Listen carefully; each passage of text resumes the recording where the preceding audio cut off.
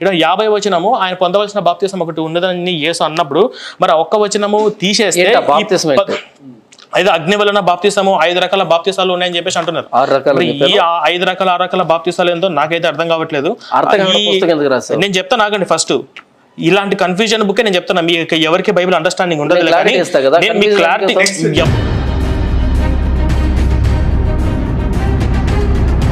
నీ ఇష్టం వచ్చినట్టు నువ్వు తప్పు చేస్తున్నావు, నువ్వు తప్పు నన్ను ఎవరు అడగడానికి?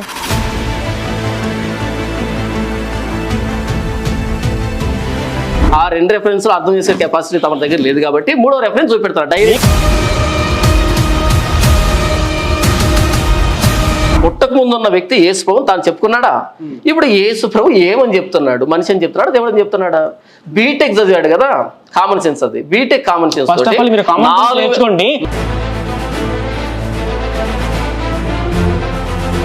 ఫస్ట్ వచ్చేసి యేసు ప్రభు దేవుడు అని చెప్పి బైబిల్ మొత్తం ఎక్కడ ఉంది? యేసు తను చెప్పినట్టు ఒక్క రిఫరెన్స్ నాకు చెప్పమని చెప్పండి ఫస్ట్.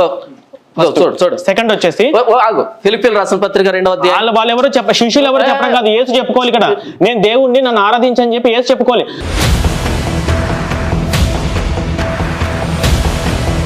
ఒక నిమిషం పేజ్ నెంబర్ చెప్పండి బైబిల్లో. పేజ్ నెంబర్ అడుగుతున్నా పాపం. పేజ్ నెంబర్లు ఎదుర్కొంటూ పుస్తకాలు రాశావు. బైబిల్లో పేజ్ నెంబర్లు అడుగుతూ పుస్తకాలు. ఒక నిమిషం నేను చెప్తాను. యెజెస్కేలు తీయండి చెప్తా. ఏంటి యెజెస్కేలు? ఎన్నో అధ్యాయం తెలుసుకోవాలి పేజ్ నెంబర్లు. నేను అదే చెప్తున్నా మీకు. ఫస్ట్ ఆఫ్ ఆల్ ఇప్పుడు ఒక నిమిషం ఆగండి. అధ్యాయము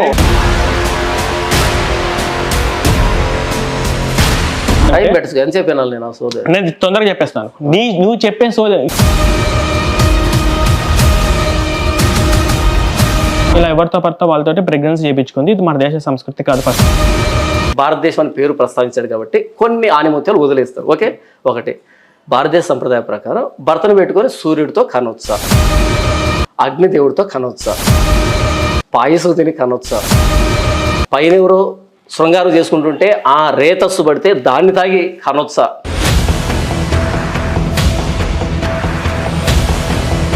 ఆత్మ అంటే రూపం లేదు కదా. కాబట్టి ఏంటంటే నేను చెప్తాను నా టైం. మరి అంతవరకు ఎదురు చూడొచ్చు కదా. మధ్యలో దూరడం, ఏదో చెప్పినట్టుగా చెప్పింది లేదు పాడు లేదు. కాసేపు మీకు సమయం వచ్చినప్పుడు చెప్పింది లేదు పాడు లేదు, మళ్ళీ మధ్యలో దూరడం ఎందుకు?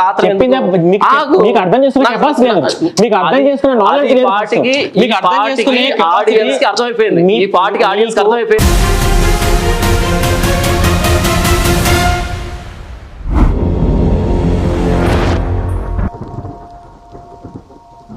ఇప్పటి వరకు సక్సెస్ఫుల్లీ ఫస్ట్ రౌండ్ అయితే క్లియర్గా అయిపోయింది. అండ్ ఇప్పుడు సెకండ్ రౌండ్లో ఇప్పుడు మళ్ళీ జాన్ పాల్ గారు లీడ్ తీసుకుంటున్నారు, లేదా ప్రవీణ్ గారు మీరు తీసుకుంటారు, లేదా జాన్ పాల్ గారికి? ఓకే, సెకండ్ రౌండ్ స్టార్ట్ అవుతుంది. స్టార్ట్. జాన్ పాల్ గారు, time is yours. Time 20 minutes. ఇప్పుడు సెకండ్ రౌండ్ కూడా 20 minutes. Okay, ready? Okay Nagendra గారు, థ్యాంక్ యూ వెరీ మచ్. ఇంతవరకు ప్రవీణ్ గారు మాట్లాడేటువంటి మాటలో డొల్లతనాన్ని చాలా స్పష్టంగా నేను గమనించాను. అదేంటంటే నేను అడిగినటువంటి ప్రశ్న, ఇక్కడ ఈయన రాసిన ప్రశ్న నేను కోట్ చేశాను, నా సొంతంగా కాదు. కానీ శాస్త్రవేత్తలు అందరూ నాస్తికులు అని రాశాడు. అందరూ, అక్కడ అందరూ కాదు పెట్టాల్సింది, కొందరు నాస్తికులు కొన్ని కనిపెట్టారు, మిగతా క్రైస్తవులు కూడా కనిపెట్టారు అని అంటే బాగుంటది. అందరూ అన్నప్పుడు నేనేం చూపించాను? పుస్తకం చూపించి క్రైస్తవులు వాళ్ళ పేర్లు వాళ్ళు ఏంటి అన్ని చూపించాను. ఆ పుస్తకం ఆన్లైన్లో ఉంది, అమెజాన్లో, అందరూ ఆర్డర్ చేసుకుంటే మరి చూపించాను. ఏది నోటి పడితే చెప్పలేదు.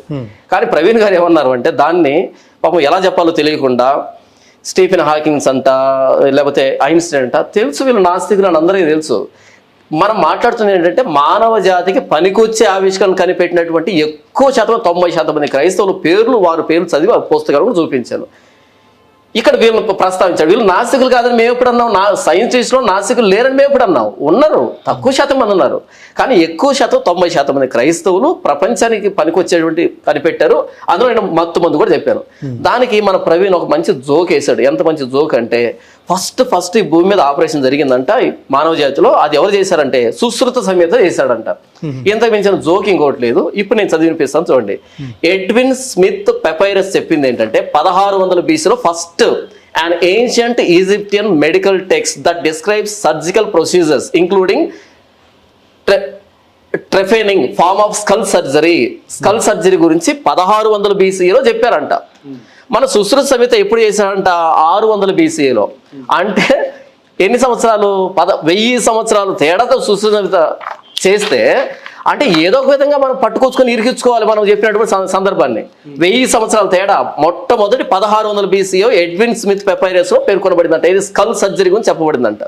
నేనేం చెప్పాను, మొట్టమొదట అనస్థీసియాను చేసింది ఒక క్రైస్తవుడు, దానికి బైబిల్ ఆధారం అని చెప్పాను. ఇప్పుడు దానికి ఆయన ఏం చెప్పాలి, కాదని చెప్పాలి. పోగొట్టి ఇప్పుడు సుశ్రుత మత్తుమంది చేశాడా? లేదే, మత్తుమంతగా చేసినదే. ఒకవేళ సుశ్రుత సంహితను మనం ప్రమాణంగా తీసుకొని ఈరోజు భారతదేశం అంతా మత్తుమంది లేక ఆపరేషన్ చేశారనుకో, అంతే. ఎవడు వెళ్ళలేక హాస్పిటల్కి ఈ బాధ భరించే ఆ బాధ భరించే కంటే ఈ బాధే నయమని. నేను చెప్పింది ఏంటి, ఆపరేషన్ సులభతరం చేసిన క్రైస్తవుడు మత్తుమంది కనిపెట్టడం ద్వారా. పాత రోజుల్లో ఇప్పుడు మనం హాస్పిటల్లోకి వెళ్తే ఆపరేషన్ థియేటర్ ఎక్కడ చూస్తామంటే మధ్యలో చూస్తాం ఆపరేషన్ థియేటర్. ఎందుకంటే ఏ సౌండ్ లేకుండా మత్తుమంది ఇచ్చి ఆపరేషన్ చేస్తారు. పాత రోజుల్లో హాస్పిటల్ ఎక్కడుంటే ఆపరేషన్ థియేటర్ 5 కిలోమీటర్ల దూరంలో ఉండేది. ఎందుకో తెలుసా, ఇటువైపు ఇద్దరు పట్టుకొని ముగ్గురు పట్టుకొని వాడికి ఆపరేషన్ చేస్తే వాడేసి కేకలకి ఎవడు హాస్పిటల్కి రాడని 5 కిలోమీటర్ల దూరం కట్టేవాళ్ళు ఆపరేషన్ థియేటర్ని. ఎందుకంటే భయంకరంగా ఉండేది, మత్తు లేకుండా చేసేటువంటిది. దాన్ని సులభతరం చేసిన క్రైస్తవుడు నేను చెబితే దానికి చెప్పకుండా వెళ్ళి సుశ్రుత సంహిత అది ఎందుకు ఇక్కడ నా తెలియ అడుగుతాను. క్రైస్తవులు శాస్త్రవేత్తలు లేరంటే ఉన్నారు అని చెప్పాను నేను. దానికి అవునా కథ చెప్పాల్సిన బట్టి సుశ్రుత సంహిత ఎందుకని అవసరమా? సుశ్రుత ఇక్కడ సుశ్రుత 9 1000 సంవత్సరాల ముందు ఉన్నారు. ఇక్కడ ఈజిప్టియన్స్ ఉన్నారు. హిపోక్రేట్స్ కార్పస్ 400 BCలో ఉన్నాడు. ఇదంతా తీసుకుని వెళ్ళి ఇదంతా పక్కన పెట్టేసి 600 వచ్చినటువంటి ఈయన పట్టుకొని ఆ సుశ్రుత ఉన్నాడు. సుశ్రుత ఏమి మత్తుమంది ఇచ్చేసాడా? నేను చెప్పింది ఏంటి, క్రైస్తవుల శాస్త్రవేత్తలు లేరంటే ఉన్నారని చెప్పాను. దాన్ని కాదని చెప్పాల్సింది ఒకటి ఎక్కడికో వెళ్ళిపోవడం అనవసరం కదా. ఇకపోతే భూమి బల్లపరుపుగా ఉంది అని చాలా మంది చెప్పారు. బైబిల్ చెప్పిందా భూమి బల్లపరుపుగా ఉందని? కాదు. ఇప్పుడు నేను క్రైస్తవుడిని, నేను ఏదో ఒక మాట అంటాను, నా మాట మీకు ప్రమాణమా, బైబిల్ మీకు ప్రమాణమా? నేను నన్ను బట్టి మీరు బతుకుతున్నారా, బైబిల్ బట్టి? ఇప్పుడు డిబేట్ దేనికి వచ్చే బైబిల్ బట్టి. బైబిల్లో భూమి బలపరుపుకుంది ఎక్కడుంది అది నిరూపించాలి, అంతేగాని భూమి బలపరుపుకుంది అవుట్ ఆఫ్ కాంటెక్స్ట్. నేను చెప్పింది ఏంటి, క్రైస్తవ శాస్త్రవేత్తలు ఉన్నారని బుక్ చూపించాను. దానికి కాదు అవునో చెప్పు, అంతేగాని నాస్తికులు అందరూ అందరూ నాస్తికులేనంటే కనిపెట్టింది క్రైస్తవులు కాదంట. దానికి చెప్పాల్సిన ఒకటి ఎక్కడికెక్కడికో వెళ్ళడం ఏంటి. ఇకపోతే ఈ లేవదీసినటువంటి ఇంకొక జోక్ ఏంటంటే, ద్వేషించాలని రాయబడింది అనేక శ్రీకృష్ణుడి దగ్గరికి రాముడి దగ్గరికి ఎవరు అడిగారు వాళ్ళందరి గురించి? నేను అడిగింది ఏంటి, బైబిల్లో ఉన్నదాన్ని ఎందుకు తప్పుగా రాసావని అడిగాను. ఇప్పుడు శ్రీకృష్ణుడు రాముడు నాకేంటి అనవసరం కదా, నువ్వు ఎవరు నమ్ముతావు ఎవరు నమ్మవో వ్యక్తిగతం అది. ఇక్కడ ఏంటిది, తల్లి తండ్రి గురువు దైవం అనే మీ కాంటెక్స్ట్ తీసుకోవట్లే. బైబిల్లో ఉన్న దానికి ఎందుకు తప్పుగా రాసావని మాత్రమే అడుగుతున్నా. నువ్వు ఏం నమ్ముతావు నీ ఇష్టం, నాకు సంబంధం లేదు. ఇకపోతే యేసు ప్రభు నాకంటే ఎక్కువగా అంటే ప్రయారిటీ గురించి చెప్తున్నాడు తప్ప వదిలిపెట్టమనిగా చెప్తున్నది. అలా వదిలిపెట్టమని చెప్తే యేసు ప్రభు తన తల్లిని శిష్యుడి కిందకి అప్పగిస్తాడు. ప్రశ్న అడిగాను, దానికి సమాధానం చెప్పాలి. నీ తల్లిని సన్మానించినటువంటి దానికి సమాధానం చెప్పాలి.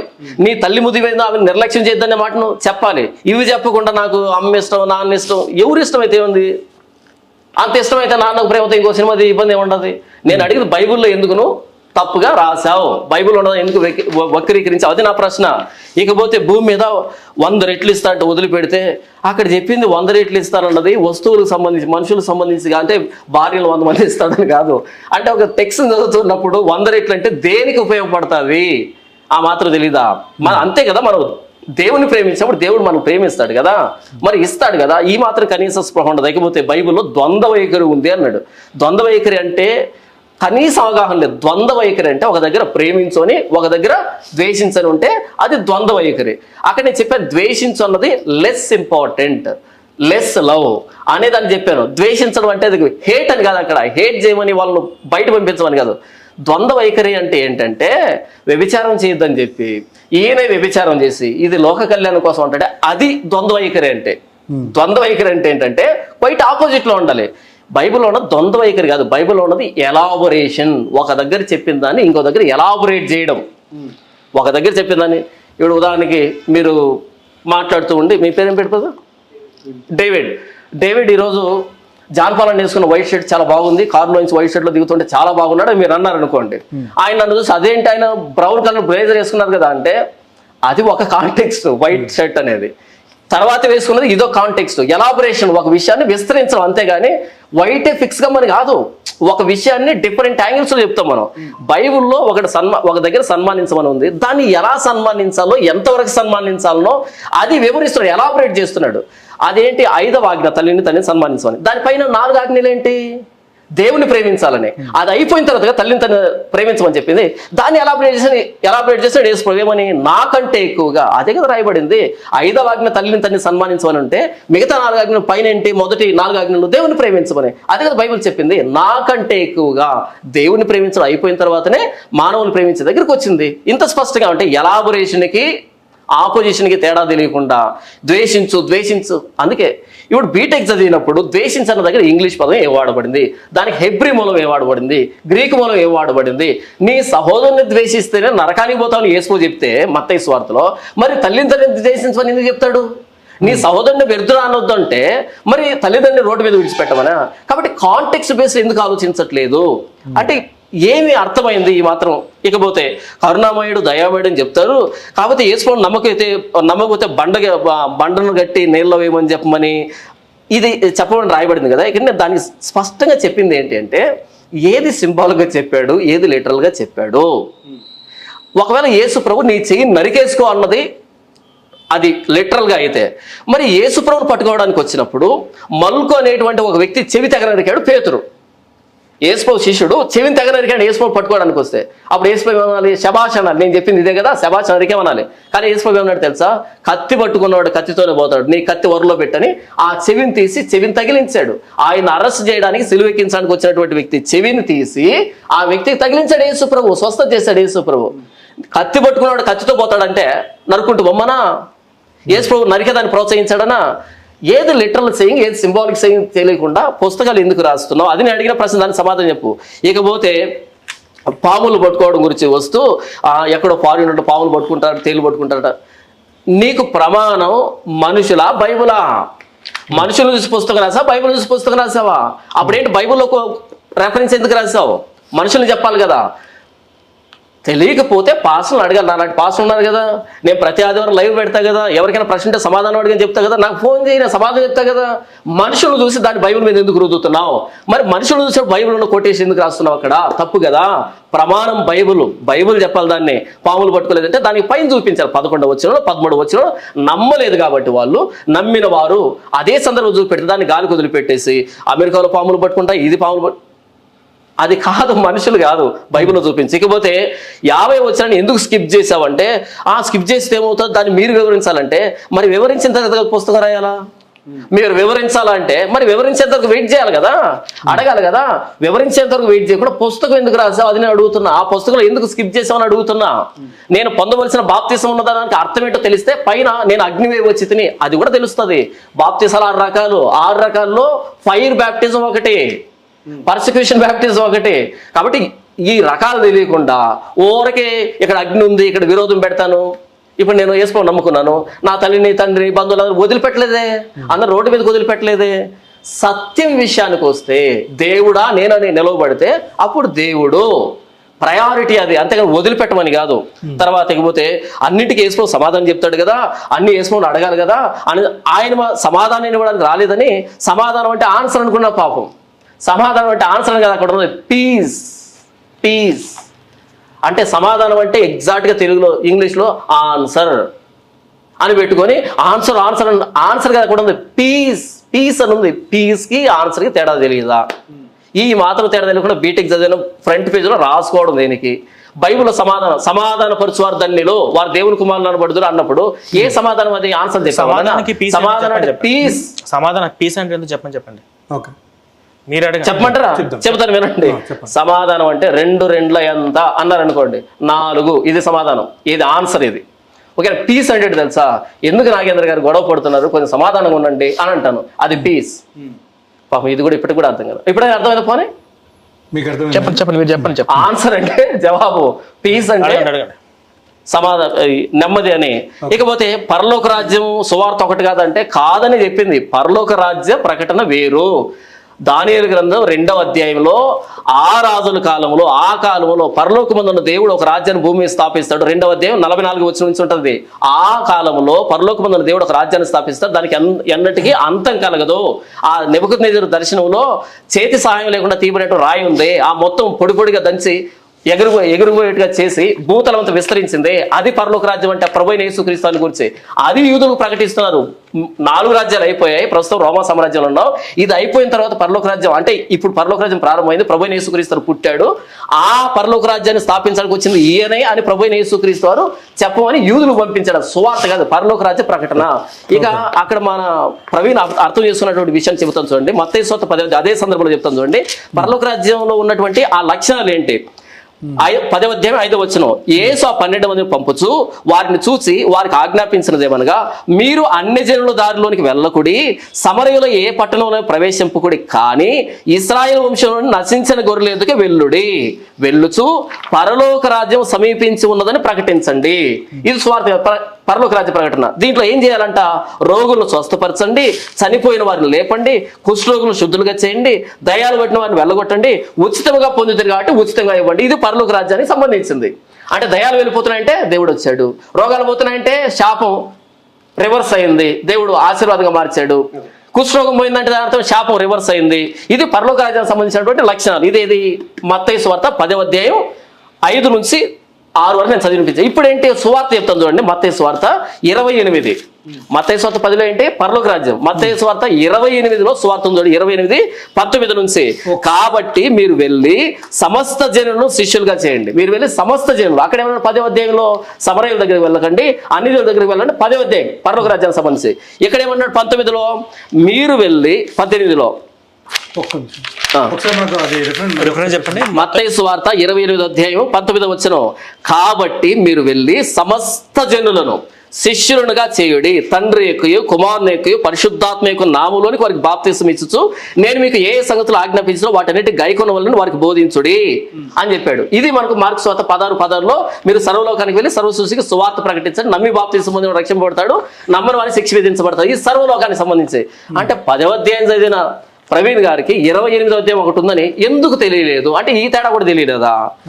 తర్వాత ఇక్కడ పరలోక రాజ్యాన్ని గురించి చెప్తుంటే దాని సువార్తని అపార్థం చేసుకుని దాన్ని అక్కడ రాశాడు. అపార్థం చేసుకుని అందరిని అపార్థం చేస్తాడు. ఇకపోతే నశించిన గొర్రెల దగ్గరికి వెళ్ళండి, ఇశ్రాయేలు దగ్గర తప్ప అని అన్నాడు కదా. మేము అది చెప్తున్నాం. మొదట పరలోక రాజ్యం సమీపించిందని ఇశ్రాయేలుకు అర్థం కావాలి, తర్వాత వాళ్ళ ప్రపంచాన్ని పంపిస్తాడు. ఇకపోతే అది స్టేట్మెంట్ క్వశ్చన్ అన్నాడు. నేను సత్పురుషుడని ఎలా చెప్పుచున్నా అని ఆయన అన్నాడు కదా అని అన్నాడు. దేవుడు ఒక్కడే తప్ప సత్పురుషుడు ఎవడు లేడు అని యేసుప్రభు అన్నాడు. ఇప్పుడు బైబిల్ యేసుప్రభుని ఏం చెప్పింది? దేవుడు అని చెప్పిందా, దేవుడు కాదని చెప్పిందా? బైబిల్ యేసుప్రభునే దేవుడు అని చెప్పిందా, దేవుడు కాదని చెప్పిందా? యోహాను సువార్త అంటే ఆయన మాట ప్రకారం ఏంటి? దేవుడు ఒకడే సత్పురుషుడు. ఇప్పుడు యేసుప్రభు దేవుడు అయితే సత్పురుషుడు అవుతాడు కదా. ఇప్పుడు చూడండి యోహాను సువార్త 20వ అధ్యాయము, యోహాను సువార్త 20వ అధ్యాయము 26వ వచనం నుంచి, 8 దినములైన తర్వాత ఆయన శిష్యులు మరలా లోపల ఉన్నప్పుడు తోమ వారితో కూడా ఉండెను. తలుపులు మూయబడి ఉండగా యేసు వచ్చి వారి మధ్య నిలిచి మీకు సమాధానం కలుగును గాక అనెను. తర్వాత తోమను చూసి నీ వ్రేలు ఇటు చాచి నా చేతుల్లో చూడుము, నీ చెయ్యి చూసి నా ప్రక్కలో ఉంచి అవిశ్వాసు గాక విశ్వాసమై ఉండుము అనెను. అందుకు తోమ ఆయనతో నా ప్రభువా నా దేవా అనెను. మై లార్డ్ మై గాడ్ అనెను. నా ప్రభువా నా దేవా అనెను. అప్పుడు యేసు ఊరుకోరుకో నేను దేవుని అంటావేంటి అన్నాడు యేసు ప్రభు. అందులో ఆయన యేసు నీవు నన్ను చూచి నమ్మితివి. ఏమని నమ్మాడు? నా ప్రభువా నా దేవా అని నమ్మాడు. నీవు నన్ను చూచి నమ్మితివి, చూడక నమ్మిన వారు ధన్యులని చెప్పాను. నన్ను నమ్మాలి. ఎలా నమ్మాలి? ఆయన ప్రభువని ఆయన దేవుడని. ఇప్పుడు చెప్పు, ఆయన దేవుడు అయితే సత్పురుషుడు కాదా? లూకా సువార్త 1:31 వచనంలో చాలా స్పష్టంగా రాయబడింది. 5వ తరగతి పిల్లాడు కూడా అర్థమయ్యేటువంటి భాషలో రాయబడిన మాట ఏంటంటే 35వ వచనం చూడండి. దూత పరిశుద్ధాత్మ నీ మీదకి వచ్చును, సర్వోన్నతుని శక్తి నేను కమ్ముకున్నాడు కనుక పుట్టబో శిశువు పరిశుద్ధుడై దేవుని కుమారుడు అనబడు. పరిశుద్ధుడై దేవుని కుమారుడు. ఇంత స్పష్టంగా రాయబడితే యేసు పరిశుద్ధుడు కాదని పుస్తకం రాస్తాడు. ఎంత అంటే ఆయన చివరిలో అన్నాడు భావ ప్రకటన స్వేచ్ఛ ఉంది నాకని. భావ ప్రకటన స్వేచ్ఛ ఉన్నది నిజాలు చెప్పడానికి, అబద్ధాలు చెప్పడానికి కాదు, అసత్యాన్ని ప్రచారం చేయడం కాదు. భావ ప్రకటన స్వేచ్ఛ ఎంతవరకు ఉంటుంది అంటే నిజాలు చెప్పేదానికి ఉంటుంది, నిజాలు నిర్భయంగా చెప్పేదానికి ఉంటుంది, అంతేగాని అబద్ధాలు నిర్భయంగా చెప్పేదానికి కాదు. భావ ప్రకటన స్వేచ్ఛ ఉంది కాబట్టి నేను రాశానంటే రాసేటప్పుడు సమయము సందర్భం ఉంటుంది. 6వ తరగతిలో మనం నేర్చుకున్నది ఏంటంటే కవి పరిచయం, దాని సందర్భం, దాని భావం. ఒక వచనం ఇచ్చినప్పుడు, ఒక లైన్ ఇచ్చినప్పుడు ఇది ఎవరు రాశారు, ఏ సందర్భంలో రాశారు, దీని భావం ఏంటి. 6వ తరగతి ఇన్ఫర్మేషన్ నాలెడ్జ్ ఇది. ఒక విషయాన్ని రాస్తూ ఉన్నప్పుడు ఏ సందర్భం రాయకుండా, ఏ సందర్భం తెలియకుండా రాసి నాకు భావ ప్రకటన స్వేచ్ఛ ఉందంటే ఇష్టం వచ్చిందా రాసేదానికి భావ ప్రకటన స్వేచ్ఛ వచ్చిందా? కాదు, నిజాలు నిర్భయంగా చెప్పడానికి. ఇకపోతే చూడండి ఏమన్నాడు ఇక్కడ, యేసుప్రభు కొట్టడానికి వచ్చాడు అన్నాడు. తర్వాత కొట్టడానికి అంటే అప్పుడు మాట మార్చలేదు, సిలువలో కొట్టారంట. సిలువలో కొట్టిన దానికి వచ్చా ఇప్పుడు పుస్తకం రాసింది ఇక్కడ మార్క్స్ 3:21 రాసింది. 3:21 రాసింది సిలువ గురించి కాదు కదా. అంటే మాట తడబడుతూ మళ్ళీ అక్కడికి వెళ్ళి కొట్టారని. యేసుప్రభు కొట్టారని అందరికీ తెలుసు. యేసుప్రభు సిలువ గురించి ప్రపంచానికి తెలుసు, కొట్టారు ఆయన్ని. కానీ కొట్టింది పిచ్చి పట్టిందని కాదు కొట్టింది. చూడండి ఇప్పుడు చదివినిపిస్తాను. మత్తయి సువార్త 3:21 ఆయన రాస్తాడు. ఏమని? యేసుప్రభు పిచ్చి పట్టిందని. మార్క్స్ వార్త 3:21 యేసుప్రభుకు మతి చెల్లించిందంట అన్నారని ఆయన చెప్పాడు కదా. 20 వచ్చిన ఎందుకు చదవలేదు? 20 చదువుతాను చూడండి. ఆయన ఇంటిలోనికి వచ్చినప్పుడు జనులు మరలా గుంపు కూడి వచ్చిరి కనుక భోజనం చేయుటకైనను వారికి వీలు లేకపోయాను. భోజనం చేయడానికి వీలు లేకపోతే ఆయన ఇంటి వారు సంగతి విని, ఏ సంగతి విని? భోజనం కూడా చేయట్లేదని సంగతి విని, ఆ ఇంటి వారు సంగతి విని ఆయన మతి చెల్లించు ఉన్నది చెప్పి ఆయన పట్టుకొనబోయేరి. ఆయన మతి చెల్లించడం పట్టుకొనబోయేరి. ఎందుకు? భోజనం కూడా లేకుండా చేస్తున్నాడు కాబట్టి, పిచ్చి పట్టినట్టు చేస్తున్నాడు కాబట్టి. ఏంట్రా మరి అంత పిచ్చి పెట్టినట్టు ఇప్పుడు 24/7 గేమ్ ఆడుతున్నాం, ఏంట్రా పిచ్చి పెట్టిందని అంటాం. పిచ్చి పెట్టి ఆడుతున్నాడా? మైండ్ బాగుండి ఆడుతున్నాడా? బాగుండే ఆడుతున్నాడు. అంటే పద ప్రయోగాలు తెలియకుండా, భోజనం లేకుండా అంత పని చేస్తుంటే ఏ తల్లిదండ్రులు కానీ, ఏ సహోదరులు కానీ మరి అంత పిచ్చి. ఎందుకంటే నేను ఎడిటింగ్ చేస్తాను, వీడియో ఎడిటింగ్ చేసేటప్పుడు భోజనం చేయని చాలా సందర్భాల్లో భోజనం చేయకుండా చేస్తూ ఉంటే ఇంట్లో అంటారు మరీ అంత పిచ్చి పట్టినట్టు ఏంటి అని అంటారు. అంటే పిచ్చి పట్టిందనా? నాకు పిచ్చి పట్టిందని కాదు, బాధ్యత ప్రపంచానికి ఇది వెళ్ళాలని బాధ్యతతో నా భోజనాన్ని కూడా పక్కన పెట్టి చేస్తున్నాను. అది పాజిటివ్ యాంగిల్ చెప్పిన మాటని యేసుప్రభు భోజనం కూడా మానేసి పరిచయం చేసిన పాజిటివ్ యాంగిల్ ని నెగిటివ్ గా తీసుకొచ్చి ఆయన పిచ్చి పట్టిందని చెప్తాడు. సరే పిచ్చి పట్టినోడు ఇన్ని మాటలు మాట్లాడతాడా? పిచ్చి పట్టిన ప్రసంగాలు చేస్తాడు, పిచ్చి పట్టినాడు అద్భుతాలు చేస్తాడు, దయాలు వెలగొడతాడా? పిచ్చి పట్టినోడు ఇన్ని ప్రపంచాన్ని శాసిస్తాడా? ఈరోజు ప్రపంచాన్ని శాసిస్తాడా? చెప్పేటప్పుడు ఒక ఉండాలి కదా. ఇకపోతే ఈయన పుస్తకాన్ని రాసిందంట ఎవరి కోసం అంట? హైందవుల కోసం కాదంట, క్రైస్తవుల కోసం అంట. మరి హైందవులకు ఎందుకు ఇస్తున్నావు? నిన్న వీడియో పెట్టాడు, అంతకుముందు వీడియో పెట్టాడు, ఆ చిన్నపిల్లల దగ్గరికి వెళ్ళి వాళ్ళ పుస్తకాలు ఇచ్చాడు. ఇంకోటి వినండి, పూర్తి విన, తర్వాత నీ సమయం వస్తుంది. ఏంటంటే అక్కడ పిల్లలకి ఇచ్చాడు, వాళ్ళకి ఇచ్చాడు, వీళ్ళకి ఇచ్చాడు. నాకు తెలియక అడుగుతాను, ఓ క్రైస్తవుడ మేలుకో అని. ఇప్పుడు నేను నిన్ను మేలు కలుపుతాను కదా, ఇన్ని రెఫరెన్స్లు చెప్పి మేలుకో అని నీకు చెప్తున్నాను. అసలు నీకే తెలియకుండా ఏమన్నాడు ఇంతకుముందు సెషన్లో ఏమన్నాడు? నాకు తెలియదు, ఇది ఫస్ట్ టైం వింటున్నా. మరి ఫస్ట్ టైం పుస్తకం ఎందుకు రాసావు? నువ్వు మేలుకోవాలి, క్రైస్తవులు మేలుకోవాల్సిందే. ఆయన నాకు తెలియక అడుగుతాను. చూడు, తెలుగు ఎక్స్ క్రిస్టియన్ అంట. ఇప్పుడు నేనేమైనా ఎక్స్ హిందూ కదా? ప్రపంచంలో ఉన్న 350 కోట్ల మంది క్రైస్తవులు ఎక్స్ అని పెట్టుకుంటే కనుక ఏమవుతుంది? సమాజంలో విద్వేషాన్ని కొట్టడం కదా. వేసుకొని నమ్ముకున్నాను, క్రిస్టియన్ అని చెప్పుకుంటాను, ఎక్స్ హిందూ అని చెప్పాల్సిన అక్కర్లేదే. రెచ్చగొట్టడం కదా ఇది. ఓ క్రైస్తవుడు మేలుకో అంట. అంటే మేము నిద్రపోతున్నాం, మాకు తెలియదు రెఫరెన్స్లన్నీ. అసలు రెఫరెన్స్లు తెలియకుండా సమయం సందర్భం తోకతొండలేక రాసిన తమనైతే క్రైస్తవులు మేలుకోవాలంటే ఏం మేలుకోవాలి? దీన్ని చూసి మేలుకోవడం కాదు, పగలబడి నవ్వాలి. సుశ్రుత సమేత మొట్టమొదటి ఆపరేషన్ అన్నప్పుడే పగలబడి నవ్వుతుంది ప్రపంచం. ఇకపోతే భావ ప్రకటన స్వేచ్ఛ అని అబద్ధాలు రాశాడు. అయిపోయింది. ఆయన ఇచ్చినటువంటి అన్ని ప్రశ్నలకు సమాధానం చెప్పేసి ఆయన నేను అడిగిన దానికి మాత్రం సమాధానం చెప్పలేదు, ఏంటంటో చెప్పుకుంటూ వచ్చాడు. సో ఇప్పుడు జాన్ పాల్ గారు చాలా ప్రశ్నలు అడిగారు. నేను మాక్సిమం అన్నిటికీ సమాధానాలు చెప్పాను కానీ మరి అడిగిన ప్రశ్నలు మళ్ళీ అడిగారు కూడా. ఫస్ట్ వచ్చేసి మొట్టమొదటిగా శస్త్రచికిత్స జరిగింది వచ్చేసి సుశ్రుత ద్వారా జరిగింది. మళ్ళీ అది మొత్తం మంది ఇచ్చారా? సులభంతరం. అంటే అది సులభంతరం చేసింది ఏదైనా ఫస్ట్ మొట్టమొదటి ఆవిష్కరణ. ఫస్ట్ ఫోన్ ఇంత పెద్ద ఒక టీవీ నిండా ఉండేది ఫోన్. తర్వాత నానో టెక్నాలజీ ద్వారా మనం దాన్ని కంప్రెస్ చేసుకుంటూ వచ్చాము. కానీ ప్రారంభించింది అనేది ఉంటుంది కదా. అట్లాగే శస్త్రచికిత్స ప్రపంచంలో మొట్టమొదటిగా సుశ్రుత గారు ప్రారంభించారు. నేను అది చెప్పాను. అది కూడా ఎందుకు చెప్పాల్సి వచ్చిందంటే, బైబుల్ కనిపెట్టి చాలా మంది శాస్త్రవేత్తలు కనిపెట్టారంటే తన మెడికల్ డిపార్ట్మెంట్ లో కూడా ఇట్లా ఉన్నట్టు అని చెప్పేసి ఆయన అన్నారు. అది తర్వాత వచ్చేసి శాస్త్రవేత్తలు రాస్తుంటే శాస్త్రవేత్తలలో చాలా మంది నాస్తికులు ఉన్నారు. ఇంకో విషయం ఏంటంటే బైబుల్ కనిపెట్టారు అని చెప్పేసి చాలా మంది అంటున్నారు. జానపాల్ కాదు, చాలా మంది పాస్టర్లు మా బైబిల్ కనిపెట్టి రాకెట్ ప్రయోగాలు అవని చెప్పేసి అంటున్నారు. మరి బైబిల్లో ఏ వచనం చూశారు, ఏ అధ్యాయం చూశారు, ఏ వచనం చూసి ఏ విధంగా రాకెట్ ప్రయోగాలు కనిపెట్టారు, ఏ విధంగా కంప్యూటర్లో ఉన్నటువంటి అవన్నీ ఫార్ములాస్ అవన్నీ కనిపెట్టారు అని చెప్పి నేను అడిగాను. మరి చూపించండి. మరి బైబిల్ చూసి అవి కనిపెట్టారంటే మరి మేము కూడా చదివి సైంటిస్ట్ అవుతాం. మరి మాకేమైనా అనిపిస్తే చూస్తాం. అది తర్వాత వచ్చేసి చాలా మొట్టమొదటి ఆరంభం వచ్చేసి సుశుశ్ర. తర్వాత మొత్తం మంది ఇచ్చారా? ఆపరేషన్ అట్లా సులభంతరం చేశారు కదా. సులభంతరం చేసింది ఎవరు? మా క్రైస్తవులు అని చెప్పేసి అంటున్నారు. మొట్టమొదటి శస్త్రచికిత్స ప్రారంభించింది సుశ్రుత అని చెప్పాను. తర్వాత వచ్చేసి బైబిల్ తప్పుగా రాస్తున్నారు, వక్రీకరించి రాశారు అని చెప్పేసి రకరకాల. నేను అదే చెప్తున్నా, బైబిల్లో ఉన్నది ఉన్నట్టు ఈ వచనాలు రాశాను, బైబిల్లో ఉన్నాయి రాశాను, దానికి అర్థమై రాశాను. వక్రీకరించి రాశాను లేదంటే ఇందులో ఉన్నది ఉన్నట్టునే కాపీ, ఇందులో లెవ్వా యాజ్ ఇట్ ఈస్ గా బైబిల్లో ఉన్నాయి లెవ్వా. సో అది. తర్వాత వచ్చేసి ఒక మాట చాలా కామెడీగా అన్నారు, ద్వేషించడం అని ప్రేమ అనేది దానికి లెస్ ఇంపార్టెంట్ ఇవ్వాలంట. ఏం లెస్ ఇంపార్టెంట్ ఇచ్చేది? ఇప్పుడు లెస్ ఇంపార్టెంట్ ఇక్కడ ద్వేషించమని స్పష్టంగా ఉంది. తల్లిదండ్రులను ద్వేషింపమనేది లెస్ ఇంపార్టెంట్ ఇవ్వాలంట. 4వ ఆజ్ఞ తల్లిదండ్రులు సన్మానింపమని ఉంది కదా, అది ఎందుకు తీసుకోవచ్చు కదా అని చెప్పేసి అంటున్నారు. ఇప్పుడు మా బైబిల్ సిద్ధాంతాలు మేము ఫాలో అవుతున్నాం అంటున్నారు, కానీ ఇప్పుడు మేము బైబిల్ ఎందుకు క్వశ్చన్ చేయాల్సి వస్తుందంటే మేము చదివిన చదువుకు, నాగరికతకు, బయట ఉన్న సమాజానికి ఇవి పొందలేదు. బయట మాకు తల్లి, తండ్రి, గురువు, దైవం అనేది మాకు ఫస్ట్ ఇంపార్టెంట్. మేము అది రాముడు చెప్పారు, కృష్ణుడు చెప్పారు, ఎవరో వివేకానంద చెప్పారు, వాళ్ళు చెప్పింది మేము ఎందుకు తీసుకుంటామండి, మా బైబిల్లో మాత్రం అంటే మీ బైబిల్ మీరు ఫాలో అవుతున్నారు. బట్ ఇది నేను చదివిన చదువుకు, చిన్నప్పటి నుంచి నేను ఇంజనీరింగ్ వరకు చదివాను. మనం చదువుకున్నటువంటి చదువులో చిన్నప్పుడు స్కూల్లో మేము చదివేటప్పుడు ఫస్ట్ ఈ తల్లికి ఇంపార్టెంట్ ఏంటి ఇవన్నీ అన్నారు, కానీ బైబిల్ ఫాలో అవుతున్న వాళ్ళు ఎవరు ఇవ్వట్లేదు. సో నేను అది ఇక్కడ క్వశ్చన్ రైజ్ చేశాను, ఇలా చూడండి ఇలా ఉంది అని. సో అది మళ్ళీ క్వశ్చన్ అదే అడిగారు, ఆయనకి ఎన్నిసార్లు చెప్పినటువంటి అర్థం కదా. తర్వాత ద్వేషింపమని ఏముంది, ఇది చాలా ఫన్నీగా అనిపించింది. ఆయన క్వశ్చన్స్ అడుగుతున్నారంటే దాని అర్థం ఏం లేదండి, సరిగ్గా సమాధానం రాలేదు అని ఆయన మళ్ళీ రివర్స్ క్వశ్చన్ అడుగుతున్నారు. సో దానికి కరెక్ట్ ఇప్పుడు నేను సమాధానము ఆయన సాటిస్ఫాక్షన్ గా జనాలు సాటిస్ఫాక్షన్ అవుతారు. ఫస్ట్ సమాధానం ఇప్పుడు ఆయన చెప్తే నేను సాటిస్ఫాక్షన్, నేను చెప్తే ఆయన సాటిస్ఫాక్షన్ అవ్వాలి. ఫస్ట్ జనాల ఆడియన్స్ వాళ్ళకి సాటిస్ఫాక్షన్ ఆన్సర్ దొరికిందా లేదని చెప్పేసి వాళ్ళు డిసైడ్ అవుతారు, అది పాయింట్. ఇప్పుడు నేను జాన్ పాల్ గారికి ఆయన ఫాలో అవుతున్న వాళ్ళందరికీ సాటిస్ఫాక్షన్ చేయడానికి నేను రాలేదు. వాళ్ళల్లో అతను ఫాలో అవుతున్న వాళ్ళు ఎవరన్నా నేను చెప్తున్నది లాజికల్ గా ఉందా లేదని చెప్పేసి వాళ్ళు ఆలోచించుకుంటారు. తర్వాత వచ్చేసి దేవుని ప్రేమ ద్వేషించండి అని స్పష్టంగా ఉంది ఇక్కడ. తల్లిదండ్రులతో నాతో సహా ద్వేషించండి, ద్వేషించిన వాడు మాత్రమే నా శిష్యుడు అవుతాడని అన్నప్పుడు ప్రేమకు హై ఇంపార్టెంట్ ఇవ్వండి. అసలు ఏంటిది, నాకు చాలా ఫన్నీగా అనిపించింది, కరెక్ట్ గా అనిపించింది.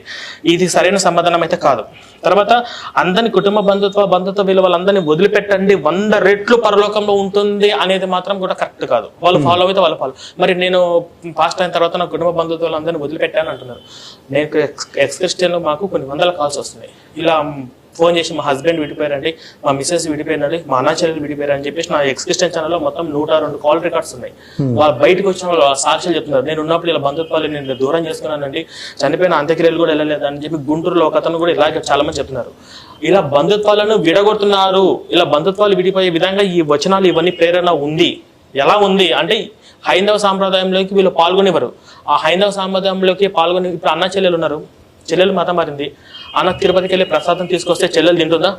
తినదు. అసలు వాళ్ళిద్దరి మధ్య రాకపోకలు ఉంటాయి, బంధుత్వాలు ఉంటాయి. ఇప్పుడు అన్న ఇంట్లో గృహ ప్రవేశం ఉండి పూజని పిలిపించారు, చెల్లెలు వస్తుందా? రాదు. ఇలా బంధుత్వాలు విడిపోయే విధంగా ఉంది. ఇది బంధుత్వాలు అంటే ఎలా వీళ్ళు వదిలేస్తే 100 రెట్లు ఇలాంటివి ఉన్నాయి. సో ఇది మాకు కరెక్ట్ కాదు. సో ఆయన సాటిస్ఫాక్షన్ అవ్వకపోవచ్చు, బట్ జనాలు చూస్తే వాళ్ళు ఆలోచిస్తారు. తర్వాత వచ్చేసి ఇది హెబ్రూ పదం ఏంది, గ్రీకు పదం ఏంది అంటే తెలుగులో ఉంది కదా. ఈ ద్వేషించని తెలుగులో ఉంది, మరి ద్వేషించని అనే పదానికి నేను హిబ్రూలో వెతకాలా, గ్రీకులో వెతకాలా? మరి దానికి అందులో చూడాలి, అక్కడ చూడాలి, ఇక్కడ చూడాలి. ఏంది మళ్ళీ నేను హిబ్రూ నేర్చుకొని హిబ్రూ బైబిల్ చదవాలా, గ్రీక్ నేర్చుకొని గ్రీక్ బైబిల్ చదవాలా? ద్వేషింపమని స్పష్టంగా ఉన్నప్పుడు అది ఉంది.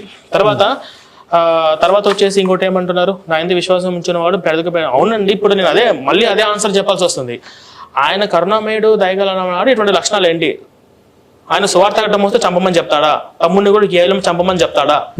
మళ్ళీ అవునండి చంపుతారు అంతే అంతే అని చెప్పేసి ఆయన అంటున్నారు. మరి అది ఎంతవరకు నిజమో అది జనాలు డిసైడ్ అవుతారు. సో తర్వాత పాములు ఎత్తి పట్టుకుందాం నా కాన్సెప్ట్ వచ్చేస్తే, మరి ఈయన నమ్ముతున్నారు కదా, మరి పాములు పట్టుకుంటారా? ఇది ఉంది కదా, నమ్మిన వాళ్ళ సూచన క్రియలు కనబడును, ఏలైనగా నా నామంలో దయ్యాలు వెళ్ళగొడతారు, కొత్త భాషలో మాట్లాడతారు, పాములు ఎత్తి పట్టుకుందరు. మరి ఈయన నమ్మారా యేసుప్రభుని? మరి నమ్మితే పాములు ఎత్తి పట్టుకొని చూపిస్తారా? అది ఇప్పుడు వేరే అంటే నమ్మిన వాళ్ళ ఈ సూచన క్రియలు వస్తాయి, అదేదో వీడియో చూపించారు పాములు అయితే పట్టుకొచ్చారు అంటున్నారు కదా. కానీ ఇది మరి ఈయన నమ్మారు కదా, మరి పాములు అయితే పట్టుకొని చూపిద్దామని చెప్పండి, అయిపోయింది. నెక్స్ట్ అసలు ఆ ఒక్క వచనం మిస్ అయితే ఆ ఒక్క వచనం దీనికి అర్థం మారలేదు, అది నాకు చెప్పలేదు. ఇక్కడ 50 వచనము ఆయన పొందవలసిన బాప్తిసం ఒకటి ఉన్నదని యేసు అన్నప్పుడు మరి ఆ ఒక్క వచనము తీసేస్తే 5 అగ్ని వలన బాప్తిసము 5 రకాల బాప్తిసాలు ఉన్నాయని చెప్పేసి అంటున్నారు. ఈ 5 రకాల 6 రకాల బాప్తిసాలు ఏందో నాకైతే అర్థం కావట్లేదు. నేను చెప్తాను ఆగండి. ఫస్ట్ ఇలాంటి కన్ఫ్యూజన్ బుక్ నేను చెప్తాను, మీకు ఎవరికి బైబిల్ అండర్స్టాండింగ్ ఉండదు, ఎవరికి క్లారిటీ ఉంటుంది. నేను చెప్తాను, నేను అదే చెప్తున్నాను. ఇప్పుడు 50 వచనంలో నేను ఇందాక స్ట్రైట్ గా క్వశ్చన్ అడిగా, ఇందులో 49 ఉంది కదా, 50 వచనం ఏంటంటే ఇప్పుడు నేను పొందవలసిన బాప్తిసం ఒకటి ఉన్నది కదా అని చెప్పేసి ఆ ఒక్క వచనము కానీ యాడ్ చేస్తే ఈ పూర్తి అర్థం మారిపోతుందా? మరి కుటుంబ బంధుత్వాలు విలువిచ్చి ఇంట్లో ఒక 5 వేరుపడే 3 ఇలా విలువలు ఉంటారు అన్నారు కదా, మరి ఉన్నట్ట బంధుత్వాలకు విలువ ఇచ్చినట్ట?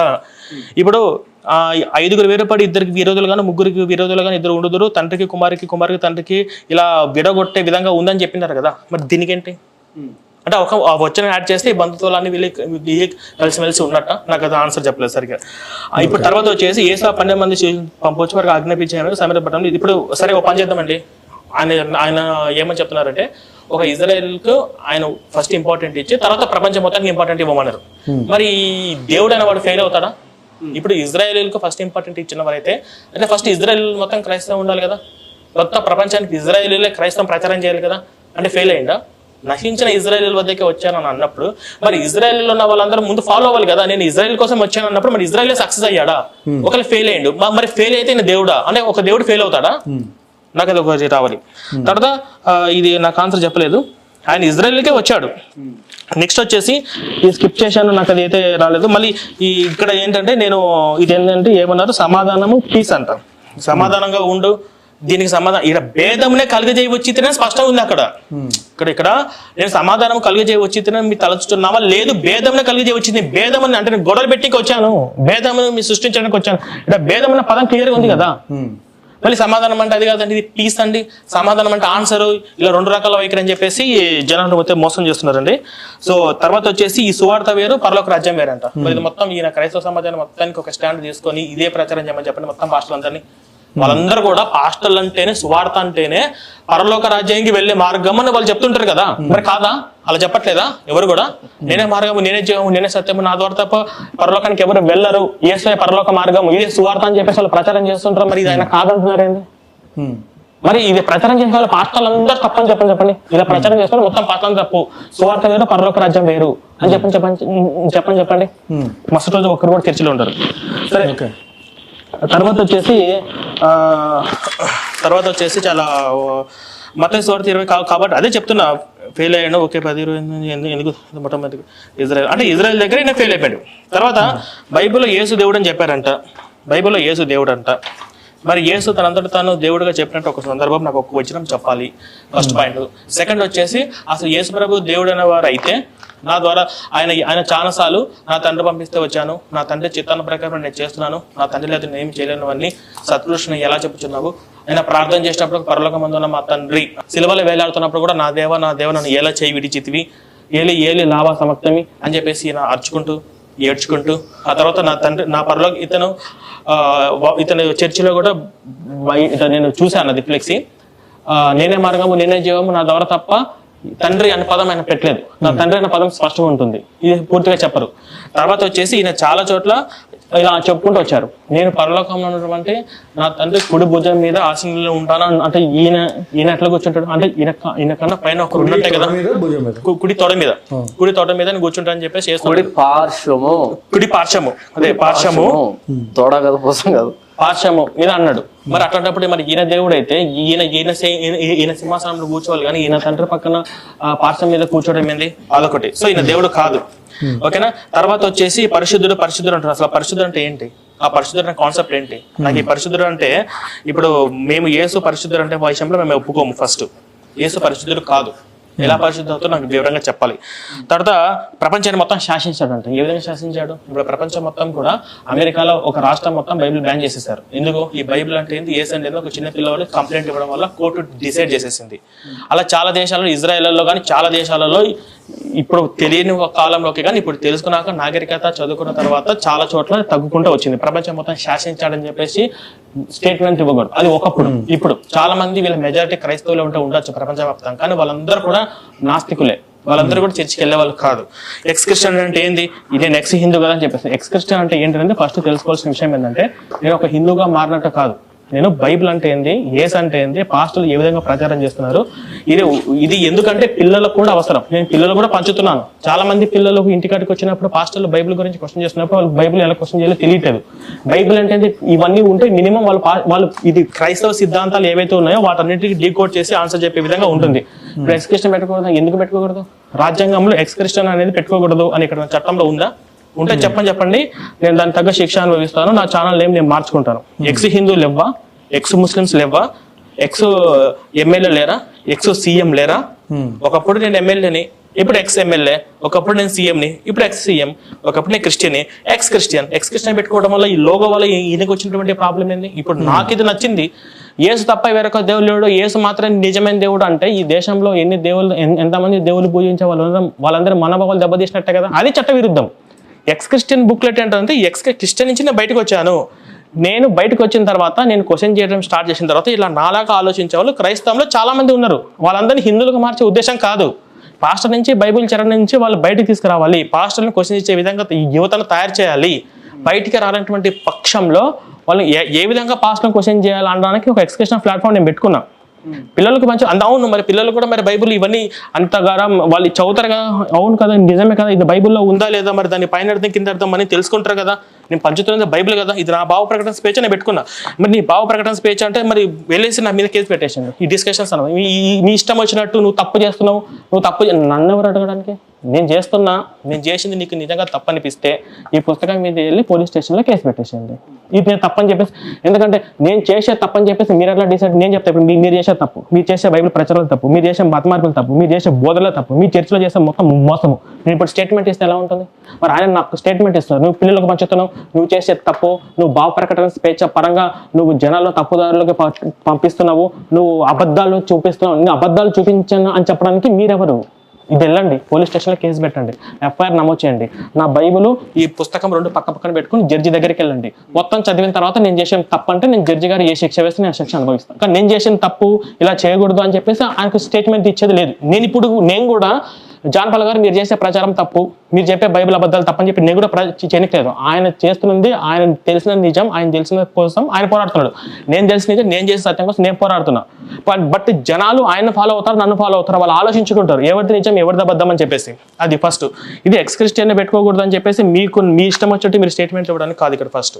నాకు ఎక్స్ క్రిస్టియన్ అనేది ఏంటి అనేది ముందు తెలుసుకోవాల్సినటువంటి విషయం ఏంటంటే, మినిమం నాలాగా ఆలోచించే వాళ్ళు క్రైస్తవంలో ఎక్కువగా యంగ్స్టర్స్, కాలేజ్ స్టూడెంట్స్, యువత, పిల్లలు లక్షలాది మంది ఉన్నారు. వాళ్ళు చిన్నప్పటి నుంచే యేసు రక్తంగా అరిచాడు, మన పాపాలు పోయాయి, యేసు వస్తున్నాడు, ఇలాంటి ఆలోచనలతో ఉన్న వాళ్ళు చాలా మంది ఉన్నారు. వాళ్ళందరికీ నేను మాట్లాడితే ఇన్స్టాగ్రామ్స్లో నా రీల్స్ చూసిన, వీడియోస్ చూసిన వాళ్ళు చాలా మంది ఇటువంటి పుస్తకాలు ఈ రోజు వేలలో తెప్పించుకుంటున్నారు. ఇప్పుడు వచ్చే ముందు కూడా 1200 పుస్తకాలు సేల్ చేసి వచ్చాను ఇన్స్టాగ్రామ్ రీల్ చూసి.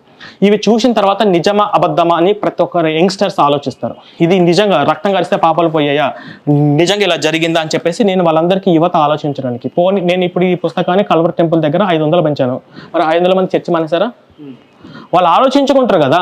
నేను ఇది క్రైస్తవులకే నేను ఫస్ట్ ఇవ్వాలనుకున్నాను, మరి హిందువులకి ఎందుకు ఇస్తున్నావు అంటే ఎవరైనా తీసుకుంటారు. నేను ఇది అమ్ముతున్నా, సోల్డ్ చేస్తున్నాను, ఎవరైనా హిందువులు కూడా తీసుకుంటారు, వాళ్ళు కూడా తెలుసుకుంటారు మరి బైబిల్లో ఏముందో. నేను అబద్ధం చెప్తాను, నిజం చెప్తున్నాను అది. ఇది హిందువులు తీసుకొని పంచుతున్నారు. ఓ క్రైస్తవుల గురించి హిందువులు ఈ టైటిల్తో పంచుకుంటున్నారు. నిన్న ఒంగోలులో 500 పుస్తకాలు ఇచ్చాను, ఆ మీడియా వాళ్ళందరూ ఇచ్చాను. వాళ్ళందరూ ఇది అన్ని పరిశీలిస్తున్నారు, నిజం అబద్ధం అనేది. ఇలాంటి లోగోస్ ఎక్స్క్రిప్షన్ లోగో పెట్టుకోకూడదు అని చెప్పేసి మీరు నాకు ఇటువంటి స్టేట్మెంట్ ఇవ్వడానికి మీకు లేదు. నేను చేస్తున్న తప్పు, మీరు చేసే తప్పు ప్రచారం మోసం చేస్తున్నారు, రాజ్యాంగ విరుద్ధం అని చెప్పేసి మీరు దానికి స్టేట్మెంట్ లేదు. మీకు రాజ్యాంగ విరుద్ధం అనిపిస్తుందా, నేను ఫ్రాడ్ అనిపిస్తుందా, నేను ఎక్స్క్రిప్షన్ ఛానల్ పెట్టుకోకూడదు అని చెప్పేసి మీరు వెళ్ళి పోలీస్ ఇలాంటి స్టేట్మెంట్ ఇవ్వడానికి కాదండి. నేను ఫస్ట్ పెట్టుకుని ఫస్ట్. ఇప్పుడు మీరు అడిగారు, ఇది మీరు ఎన్నిసార్లు చెప్పినా మీరు సాటిస్ఫాక్షన్ ఆన్సర్. జనాలు ఆలోచించుకుంటారు. ఇటువంటి బ్రెయిన్, ఇటువంటి ఆలోచన కలిగిన వాళ్ళలో ఎక్కువగా కూడా క్రైస్తవులలో ఉన్నారు. తిరుపతిలో కూడా 2 పిల్లలు తీసుకొని మొత్తం ఒక జిరాక్స్ కాపీలు తీసుకొని వాళ్ళందరూ ఆలోచిస్తున్నారు. అలా ఆలోచించకూడదా? పోనీ నేను ప్రచారం చేసేది బైబిల్లో కదా, బైబిల్ వచనాలే కదా, మరి నా ద్వారా బైబిల్ విస్తారంగా ప్రచారం అవుతుంది కదా, ఇది కూడా ఒక రకంగా బెనిఫిట్ అని అనుకోవచ్చు కదా. అది ఫస్ట్. అది ఇప్పుడు పరిశుద్ధుడు అంటున్నారు. యేసు ఎలా పరిశుద్ధుడు అవుతాడు, అసలు ఈ పరిశుద్ధుడు అంటే కాన్సెప్ట్ ఏంటి, అసలు పరిశుద్ధుడు అంటే ఏంటి, అవన్నీ నాకు బైబిల్ నాకు చూపించాలి. సో నా టైం అయిపోయింది, మీరు టైం నేను నెక్స్ట్ టైం నేను వాడుకుంటాను. ఇప్పుడు వరకు అయితే ఈ 2 రౌండ్స్ అయితే సక్సెస్ఫుల్లీ కంప్లీటెడ్. కాకపోతే ఇప్పుడు ఫైనల్ రౌండ్ అనేది యాక్చువల్లీ 10 minutes అనుకున్నాం. మరి ఇక్కడ టైం మిగిలింది కాబట్టి ఆయన 15 minutes, ఇంక 12 minutes ఉంటుంది. ఓకే. సో దాని ప్రకారం మీకు ఇప్పుడు ఆయన ఏమైనా ప్రశ్న అడగాలంటే అడగమని చెప్పి. ఇప్పుడు ఇక్కడ నుంచి ప్రశ్నలు ఇద్దరికి డైరెక్ట్ ఫేస్ టు ఫేస్. ఇది 3వ రౌండ్ ఫేస్ టు ఫేస్ మీరు మాట్లాడుకోవచ్చు. ఓకే. మీరు ఎట్లయినా సరే you can debate your self. ప్రశ్నలో ఆయన అడగమని చెప్పండి, నేను సమాధానం చెప్తాను. ఇప్పుడు ఇది అయిపోయింది, దీని గురించి నిజమా అబద్ధమా జనాలు డిసైడ్ అవుతారు. 3rd and final రౌండ్ అండి ఇది. సో ఇప్పుడు మనం ఫైనల్ కంక్లూజన్కి వచ్చాం. సో ఫస్ట్ ఇప్పుడు జాన్ పాల్ గారు ఒక క్వశ్చన్ మన ప్రవీణ్ గారిని అడుగుతున్నారు. చలో స్టార్ట్. ఈయన రాసినటువంటి పుస్తకంలో 7వ పేజీలో యేసుక్రీస్తు దేవుడు అంటేనే బైబిల్ ప్రకారంగా నరకానికి వెళ్తారు అని టైటిల్ పెట్టాడు. ఈయన యేసుక్రీస్తుని ఎవరైనా దేవుడు అని అంటేనంట నరకానికి వెళ్ళిపోతారు అని రాశాడు. డైరెక్ట్గా నేను ప్రశ్న అడుగుతున్నాను, యేసుక్రీస్తున్న దేవుడు అంటే వాళ్ళు నరకానికి వెళ్తారనే రెఫరెన్స్ బైబుల్లో ఎక్కడుంది అన్నది డైరెక్ట్ చూపితే అయిపోయింది. అయితే ఈ ప్రశ్నకి 2 రెఫరెన్స్లు యాడ్ చేస్తాను. యెషయా గ్రంథం 9వ అధ్యాయం 6వ వచనంలో యేసు ప్రభువు దేవుడు అని రాయబడింది. మీకా గ్రంథము రాసుకో. యెషయా గ్రంథం 9వ అధ్యాయం 6వ వచనంలో రాయబడింది. ఇప్పుడు వెతుకుతున్నావు అంటే ఇంకా అయిపోయింది. ఇప్పుడు వెతుకుతున్నావు అంటే ఏ అవగాహన లేదు. ఎందుకు రాసుకో. యెషయా గ్రంథం 9వ అధ్యాయం 6వ వచనం, మీకా గ్రంథం 5వ అధ్యాయం 2వ వచనం, యోహాను సువార్త మొదటి అధ్యాయం 14వ వచనం, 8వ అధ్యాయం 18వ వచనం, కొలస్సీ పత్రిక 2వ అధ్యాయం 9వ వచనం, ప్రకటన గ్రంథం 1వ అధ్యాయం 8వ వచనం ప్రకారంగా ఈ రెఫరెన్స్లకు సమాధానం చెప్తే ఇక్కడ దేవుడు అని ఉంది కదా, మరి దేవుడు అంటే నరకానికి పోతారని ఇక్కడ రాసావు కదా. ఇక ఫిలిప్పీ పత్రిక 2వ అధ్యాయం 5వ వచనం నుంచి కూడా 10-11 వచనాలు కూడా యేసు దేవుడు అని రాయబడింది. మరి ఇంతకుముందు నేను చెప్పాను కదా, యోహాను సువార్త 20వ అధ్యాయం 28 నుంచి నేను చెప్పాను, నా దేవా నా ప్రభువా అని తోమా అన్నాడు కదా. నా దేవా అంటే మై గాడ్ మై లార్డ్ అని ఉంది కదా. ఇక్కడ ఇంత స్పష్టంగా ఆయన దేవుడు అని రాయబడితే బైబుల్లో యేసు ప్రభు దేవుడు అంటేనే బైబుల్ ప్రకారంగా నరకానికి వెళ్తానని టైటిల్ పెట్టారు కదా. మరి యేసు ప్రభు దేవుడు అంటే నరకానికి వెళ్తారని బైబుల్లో ఎక్కడ రెఫరెన్స్ ఉందో చూపెడితే నేను చూసి తరిస్తాను. ఒకసారి నా క్రైస్తవ సమాజం కూడా చూసి తరిస్తుంది. ఓకే, నాకు సమాధానం రిఫరెన్స్ నేను చెప్తాను. ఇప్పుడు నాకు ఎంత టైం ఉంది? 2 నిమిషాలు పెట్టండి. 2 నిమిషాలు రాదండి. యేసు ప్రభు దేవుడు అంటే రెఫరెన్స్ స్పష్టంగా ఇచ్చాను నేను. దేవుడు అంటే నరకానికి పోతారని బైబుల్ ప్రకారంగా అన్నాడు. ఆ మొక్కు ఉంటే సరిపోతాయి కదా, 2 నిమిషాలు కూడా అనవసరం, 2 సెకండ్లు అయిపోతాయి. కాంప్లికేటెడ్ సబ్జెక్ట్ నేను చెప్తాను, నాకు కొంచెం టైం మరి టైం ఉంది కదా. సబ్జెక్ట్ ని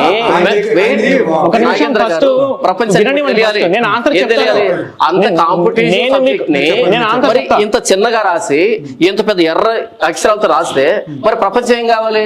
నేను నిన్ను రెఫరెన్స్ చెప్పాను కదా, నేను ఈ నుంచి ఇంతవరకు నేను రాశాను. ఈ నుంచి లేడు అక్కడ అయిపోయింది. ఒక్క రెఫరెన్స్ చేసుకో దేవుడు కానీ చూపించండి అంతే. ఇన్ని రెఫరెన్స్ దేవుడు అని చెప్పాను కదా. ఇంత టైటిల్ పెట్టినప్పుడు ఇది టపి వాచిపోవాలి. కానీ ఇక్కడ కాంపిటేటివ్ సబ్జెక్టు తర్వాత చెప్తానంటే దీన్ని చింపేసా ఫస్ట్ అంతవరకు. దీన్ని చింపేసి పెద్ద పుస్తకం యేసు దేవుడు కాదు, ఈ రెఫరెన్స్ బైబుల్ ప్రకారంగా అన్నప్పుడు బైబుల్ ఒక రెఫరెన్స్ ఉండాలి కదా. నేనే చింపేస్తా. నువ్వు చింపనక్కడ యేసు దేవుడు అన్నా, యేసు దేవుడు అంటే నరకానికి వెళ్తారు ఖచ్చితంగా, కానీ యేసు దేవుడు అంటే పరలోకానికి వెళ్తారు. నేనే చింపేస్తా. నాగేంద్ర గారు ఆ పుస్తకాలు యేసు దేవుడు అంటే నరకానికి పోతారని క్వశ్చన్ అయిపోయింది కదా. బైబుల్ ఎక్కడున్న రెఫరెన్స్? ఇప్పుడు ఆ క్వశ్చన్ అయిపోయింది కదా, నాకు సమాధానం టైం ఇవ్వండి. సరే సమాధానం చెప్పు. 2 నిమిషాలు పెట్టండి. 2 నిమిషాలు అవ్వదు ఇది, నాకున్న టైం ఉంది కదా. ఒక్క నిమిషం ఉండండి. ఆయన సమాధానం చెప్తా అన్నాడు.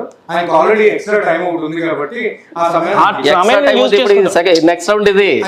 అప్పుడు నేను కూడా ఎక్స్ట్రా తీసుకుంటాను. ఫైనల్ రౌండ్ ఇది. సరే సమయం పెట్టి అడగండి, చెప్పండి. ఒక మాట, నాకు 4 minutes కావాలి. 4 minutes ఇచ్చే. చెప్పు. రెడీ.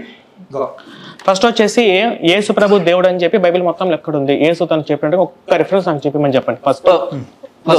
సెకండ్ వచ్చేసి ఫిలిప్పీయులకు రాసిన పత్రిక 2వ అధ్యాయం. వాళ్ళు ఎవరు శిష్యులు ఎవరు చెప్పడం కాదు, యేసు చెప్పుకోవాలి. ఇక్కడ నేను దేవుణ్ణి నన్ను ఆరాధించని చెప్పి యేసు చెప్పుకోవాలి. నేను చెప్తాను. ఇప్పుడు చుట్టుపక్కల ఉన్న శిష్యులందరూ చెప్తారు, శిష్యులందరూ కూడా చాలా మంది చెప్తారు, వాళ్ళు ఎవరో చెప్పడం కాదు. డిబేట్ కోసం బైబిల్ పట్టుకోవాలి కదా. ఒక నిమిషం ఆగండి. నాకు ఇచ్చిన సమయం 4 నిమిషాలు అయిపోయిన తర్వాత నాకు ఇచ్చిన సమయం 4 నిమిషాలు. ఇక్కడ నుంచి ఇక్కడ ఇదంతా బైబిలే కదా, దీన్ని చూపించాలి కదా. నేను చూపెడుతున్నా, మళ్ళీ శిష్యులు రాశారు ఏంటి? చూపించండి ఫస్ట్, చూపించండి అంటున్నా. చెప్తాను, రాసుకో. ఇక ఫిలిప్పీయులకు రాసిన పత్రిక నేను చెప్తాను. మీరు చదవండి. ఒక నిమిషం అండి, పేజ్ నెంబర్ చెప్పండి బైబిల్లో. పేజ్ నెంబర్ అడుగుతున్నా పాపం. అవును, మరి ఫిలిప్పీస్ మరి అడుగుతున్నా. మరి పుస్తకాలు రాసాం. ఫిలిప్పీయులు రాసాం 179. 179. ఓకే, ఫిలిప్పీయులకు రాసిన పత్రిక. ఓకేనా? 2వ అధ్యాయం. ఒక నిమిషం అండి. పేజీ నెంబర్లు ఎదుర్కొంటూ పుస్తకాలు రాసావు.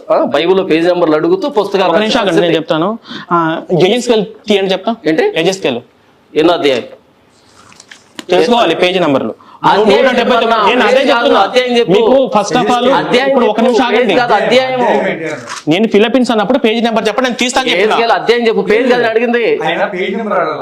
సరే, ముందు యేసు దేవుడిని చూపించండి. ఫిలిప్పీన్స్ రాసిన పత్రిక ఎన్నో అధ్యాయం? 2వ అధ్యాయం. ఎన్నో వచనం? 6వ వచనం. ఏముంది? చదవడానికి చదువు నువ్వే చదువు. ఆయన దేవుడి స్వరూపం కలిగిన వాడే దేవుని ఆగు. ఆయన బిడిచిపెట్టు భాగ్యం ఎంచుకోలేను గాని. ఇది ఎవరు రాశారు, ఎవరు చెప్పారు? యేసు చెప్పారా? యేసు చెప్పాడు, చెప్పండి. అది ఇవి చదవండి సార్. చెప్తాడు. యేసు చెప్పాడు. ఆయన దేవుని స్వరూపం కలిగిన అది ఫిలిప్పీన్స్ రాసిన పత్రిక. ఈయన ఫిలిప్పీన్స్ శిష్యులు వాళ్ళు రాశారు. వాళ్ళు రాసిందని నేను ఎట్లా తీసుకుంటా? యేసు చెప్పాలి కదా. పౌలు రాశారు. అపోస్తలుడు పౌలు రాశారు కదా. నేను ఎలా తీసుకుంటా? వీళ్ళు ఎవరో చెప్పింది, యేసు చెప్పింది నాకు కావాలి. బైబిల్ ఎక్కడి నుంచి ఎంతవరకు అని చెప్పాను? ఎక్కడి నుంచి ఎంతవరకు అని చెప్పాను? స్టార్టింగ్ నుంచి ఎండింగ్ వరకు కదా. ఫిలిప్పీ పత్రిక కదా, శిష్యులు ప్రకటించిన ఆయనే కదా. సరే, ముచ్చట పడుతున్నాడు కదా, అటు కదా యేసు చెప్పాలి, ముచ్చట పడుతున్నాడు కదా. ఆ ముచ్చట కూడా చూద్దాం ఒకసారి రండి. యోహాను సువార్త 8వ అధ్యాయము. ఒక నిమిషం ఆగండి. యోహాను సువార్త 8వ అధ్యాయము 8వ అధ్యాయము 56 నుంచి నేను చదివి వినిపిస్తాను. మీ తండ్రి అయిన అబ్రహాము నా దినము చూతనని మిగులు ఆనందించను, అది చూసి సంతోషించను. అబ్రహాము యేసుప్రభుని చూశాడంట, సంతోషపడ్డాడంట. అబ్రహాంకి యేసుప్రభుకి 4000 సంవత్సరాలు తేడా. అబ్రహాం 4000 సంవత్సరాలు ముందున్నాడు యేసుప్రభు కంటే. అబ్రహాం యేసుప్రభు చూశాడంట. అప్పుడు ఏమన్నారు అందరూ? 57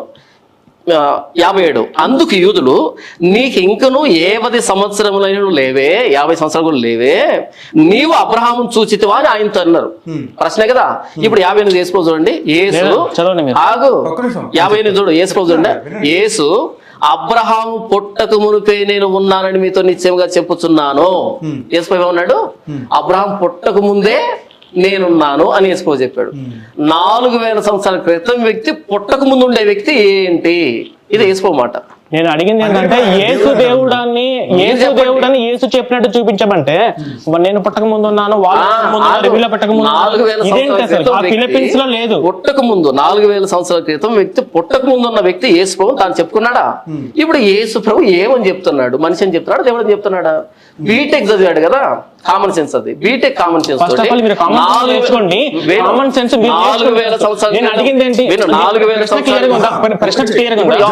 4000 సంవత్సరాల క్రితం ఈయన ఉన్నాడు, 5000 సంవత్సరాల క్రితం ఉన్నాడని చెప్పాడు. డైరెక్ట్ స్టేట్మెంట్ కావాలి కదా, డైరెక్ట్ స్టేట్మెంట్ ఇస్తాను. ఓకే, యోహాను సువార్త 20వ అధ్యాయము. ఇప్పుడు 2 రిఫరెన్స్ అయిపోయింది. ఇప్పుడు 3 రిఫరెన్స్. ఈ 2 రిఫరెన్స్ లో యేసు దేవుడు లేదు. ఆ 2 లేదు కాబట్టి 3వ రిఫరెన్స్ కి వస్తున్నా. ఓకే, ఆ 2 రిఫరెన్స్ లో అర్థం చేసే కెపాసిటీ తమ దగ్గర లేదు కాబట్టి 3వ రిఫరెన్స్ చూపెడతాడు. వినండి, యోహాను సువార్త 20వ అధ్యాయం. యోహాను సువార్త 20వ అధ్యాయం. ఈ పుస్తకాన్ని అర్థం చేసే కెపాసిటీ ముందు మీకు లేదు. ఈ బుక్ అర్థం చేసే కెపాసిటీ ముందు మీకు లేదు. యోహాను సువార్త 20వ అధ్యాయము 28వ వచనం. 28. అందుకు తోమా ఆయనతో, నా ప్రభువా నా దేవా. యేసుప్రభు ఏమన్నాడు? నా ప్రభువా నా దేవా అన్నాడు. ఇప్పుడు యేసుప్రభు ఏమనాలి? నేను దేవుని కాదనాలి. ఏమంటాడు చూడండి. యేసు, నీవు నన్ను చూచి నమ్మితివే. యేసు, నీవు నన్ను చూచి నమ్మితివే. నమ్మితివి అంటే అర్థం ఏమని? నా దేవా నా ప్రభువా అని. దేవా అంటే దేవుడు అని. మై గాడ్ మై లార్డ్ అని. నీవు నన్ను చూచి నమ్మితివి. చూడక నమ్మిన వాడు మరి. అదే 31 చదవండి. ఒక నిమిషం ఆగండి, నేను చెప్తాను. 100 సార్లు 28 అయిపోయిందా? 31 చూడండి. యేసు దేవుని కుమారుడై క్రీస్తు అని మీరు నమ్మునట్లు ఆయన నామం. అంటే యేసు దేవుని కుమారుడై, ఆయన యేసు. ఒక నిమిషం ఆగండి. కుమారుడైన క్రీస్తు అని నమ్మినట్లు నమ్మి ఆయన నా ముందు జీవం పొందినట్లు ఆయన వ్రాయబడను. అంటే యేసు దేవుని కుమారుడైన. మంచి ప్రశ్న. మీకు అర్థమైందా? ఈ 3 రిఫరెన్స్ ఇప్పుడు నీకు అర్థం కావాలి. ఈ 3 రిఫరెన్స్ ఇప్పుడు నీకు అర్థం కావాలి. ఇప్పుడు ఫిలిప్పీన్స్ యేసు దేవుడు అని ఒక రిఫరెన్స్ చూపించమంటే ఇప్పుడు చూపించిన 3 రిఫరెన్స్ లో ఉందా? మీరు చెప్పండి ఫస్ట్. అంత వదిలేసండి. ఇప్పుడు ఇక్కడ ఏముంది? యేసు దేవుని కుమారుడైనా అని ఉందా? మరి యేసు దేవుడైన కుమారుడైన యేసు దేవుడైన కుమారుడైనా ఉంది. అంటే అంటే దేవుడు కొడుకు కదా. సమాధానం చెప్పండి. ఇప్పుడు ఈ వీళ్ళ తండ్రి నేను సమాధానం చెప్పాలి కదా. ఇప్పుడు జాన్ పాల్ గారు, మణికంఠ గారు వాళ్ళ నాన్న, నేను సమాధానం చెప్పాలి కొడుకే కదా. ఇక్కడ దేవుని కుమారుడు అని ఉంది కదా. నేను సమాధానం చెప్పాలి కదా. ఈ 3 రిఫరెన్స్ దేవుడు లేదు. ప్రశ్న అడిగా సమాధానం చెప్పాలి వద్దా? టైం కాదండి. ఇప్పుడు నేను స్ట్రైట్ ప్రశ్న అడిగావు సమాధానం విను అంతే. ప్రశ్న అడిగి సమాధానం. Very good. ప్రశ్న అడిగాడు కదా, ఓకే. దేవుని కుమారుడు ఉందనుగా. ఇప్పుడు చూడండి యోహాను సువార్త 14వ అధ్యాయం 3 రిఫరెన్స్లు ఎక్కడ లేదు. 14వ అధ్యాయం కెపాసిటీ లేదు. అర్థం చేసుకునే కెపాసిటీ మీకు లేదు. యోహాను సువార్త 14వ అధ్యాయం 14వ అధ్యాయం 4వ రిఫరెన్స్ 8వ వచనం. ఓకే, 8వ వచనంలో అప్పుడు ఫిలిప్పు ప్రభువా తండ్రిని మాకు కనబరచు. సార్ పూర్తిగా విను. కాదు కాదు ప్రవీణ్, విను విను సమాధానం విను. ఆడియన్స్ డిస్టర్బ్ అవుతారు, గాబరపడుతుంది. నేను చదవని సమాధానం చెప్పని.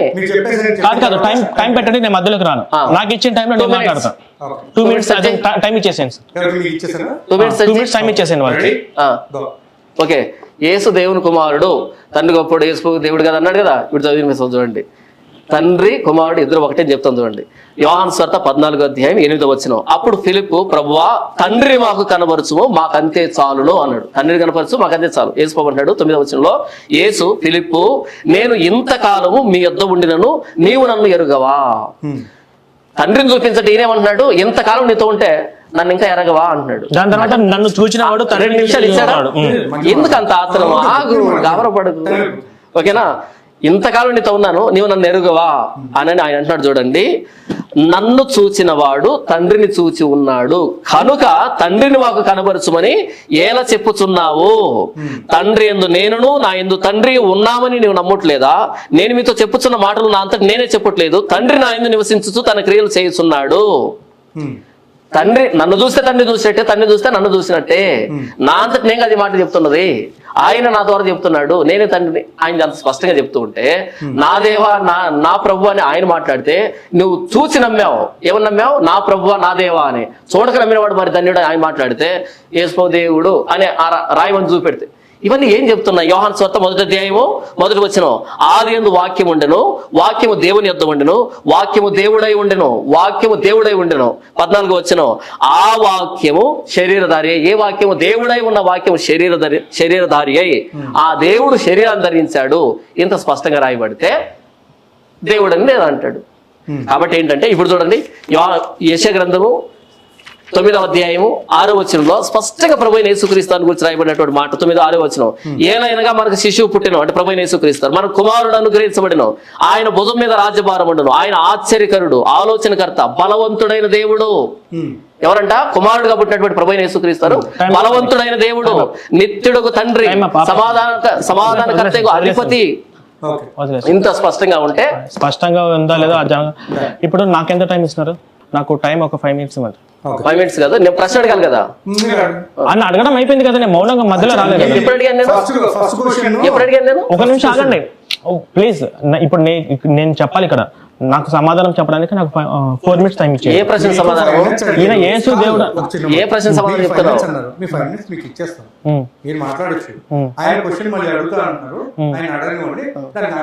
ముందు దానికి ఇది నాకు యేసు దేవుడు అని బైబిల్ అది కాదు. ఇక్కడ ప్రశ్న సమాధానం అయిపోయింది. మీ ప్రశ్న సమాధానం మళ్ళీ నేను కూడా చెప్తాను. సరే ఇప్పుడు ఎవరు మాట్లాడేది? ప్రశ్న అడగాలి. ఇప్పుడు ప్రశ్న కాదు, దీనికి ఇది క్లియర్ కావాలి కదా. యేసు దేవుడు అని బైబిల్ లేదు కదా. లేదు, ఇది సమాధానం చెప్పలేదు.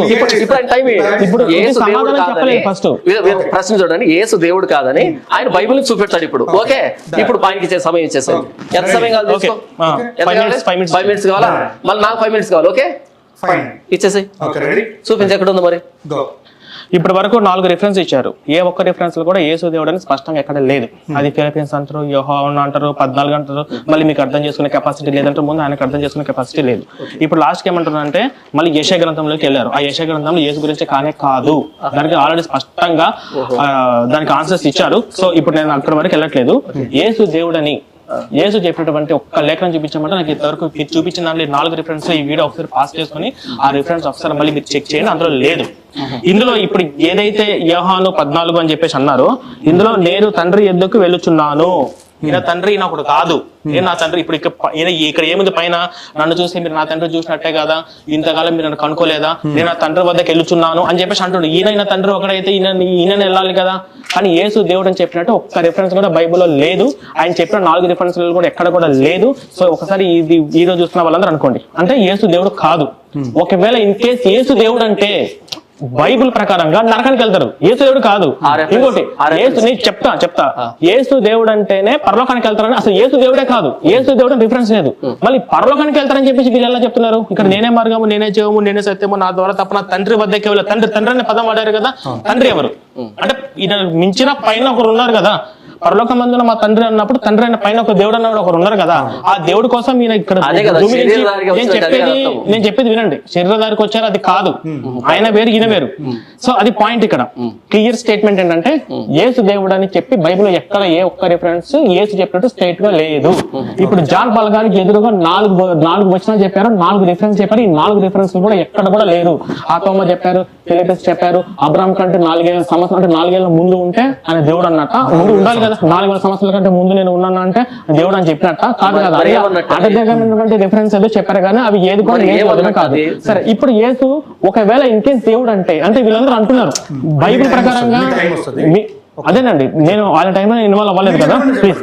ఇప్పుడు యేసు దేవుడు కాదనేది నా కాన్సెప్ట్. ఒకవేళ యేసు దేవుడు అని పాస్టర్లు ప్రచారం చేస్తున్నారు కాబట్టి యేసు దేవుడు అంటే నరకానికి వెళ్తారు, ఎలా వెళ్తారు అనే దానికి మీరు బైబిల్ చాలా స్పష్టంగా చూడాల్సింది ఏంటంటే, మనకు మొట్టమొదటి ఆజ్ఞలు ఉన్నాయి.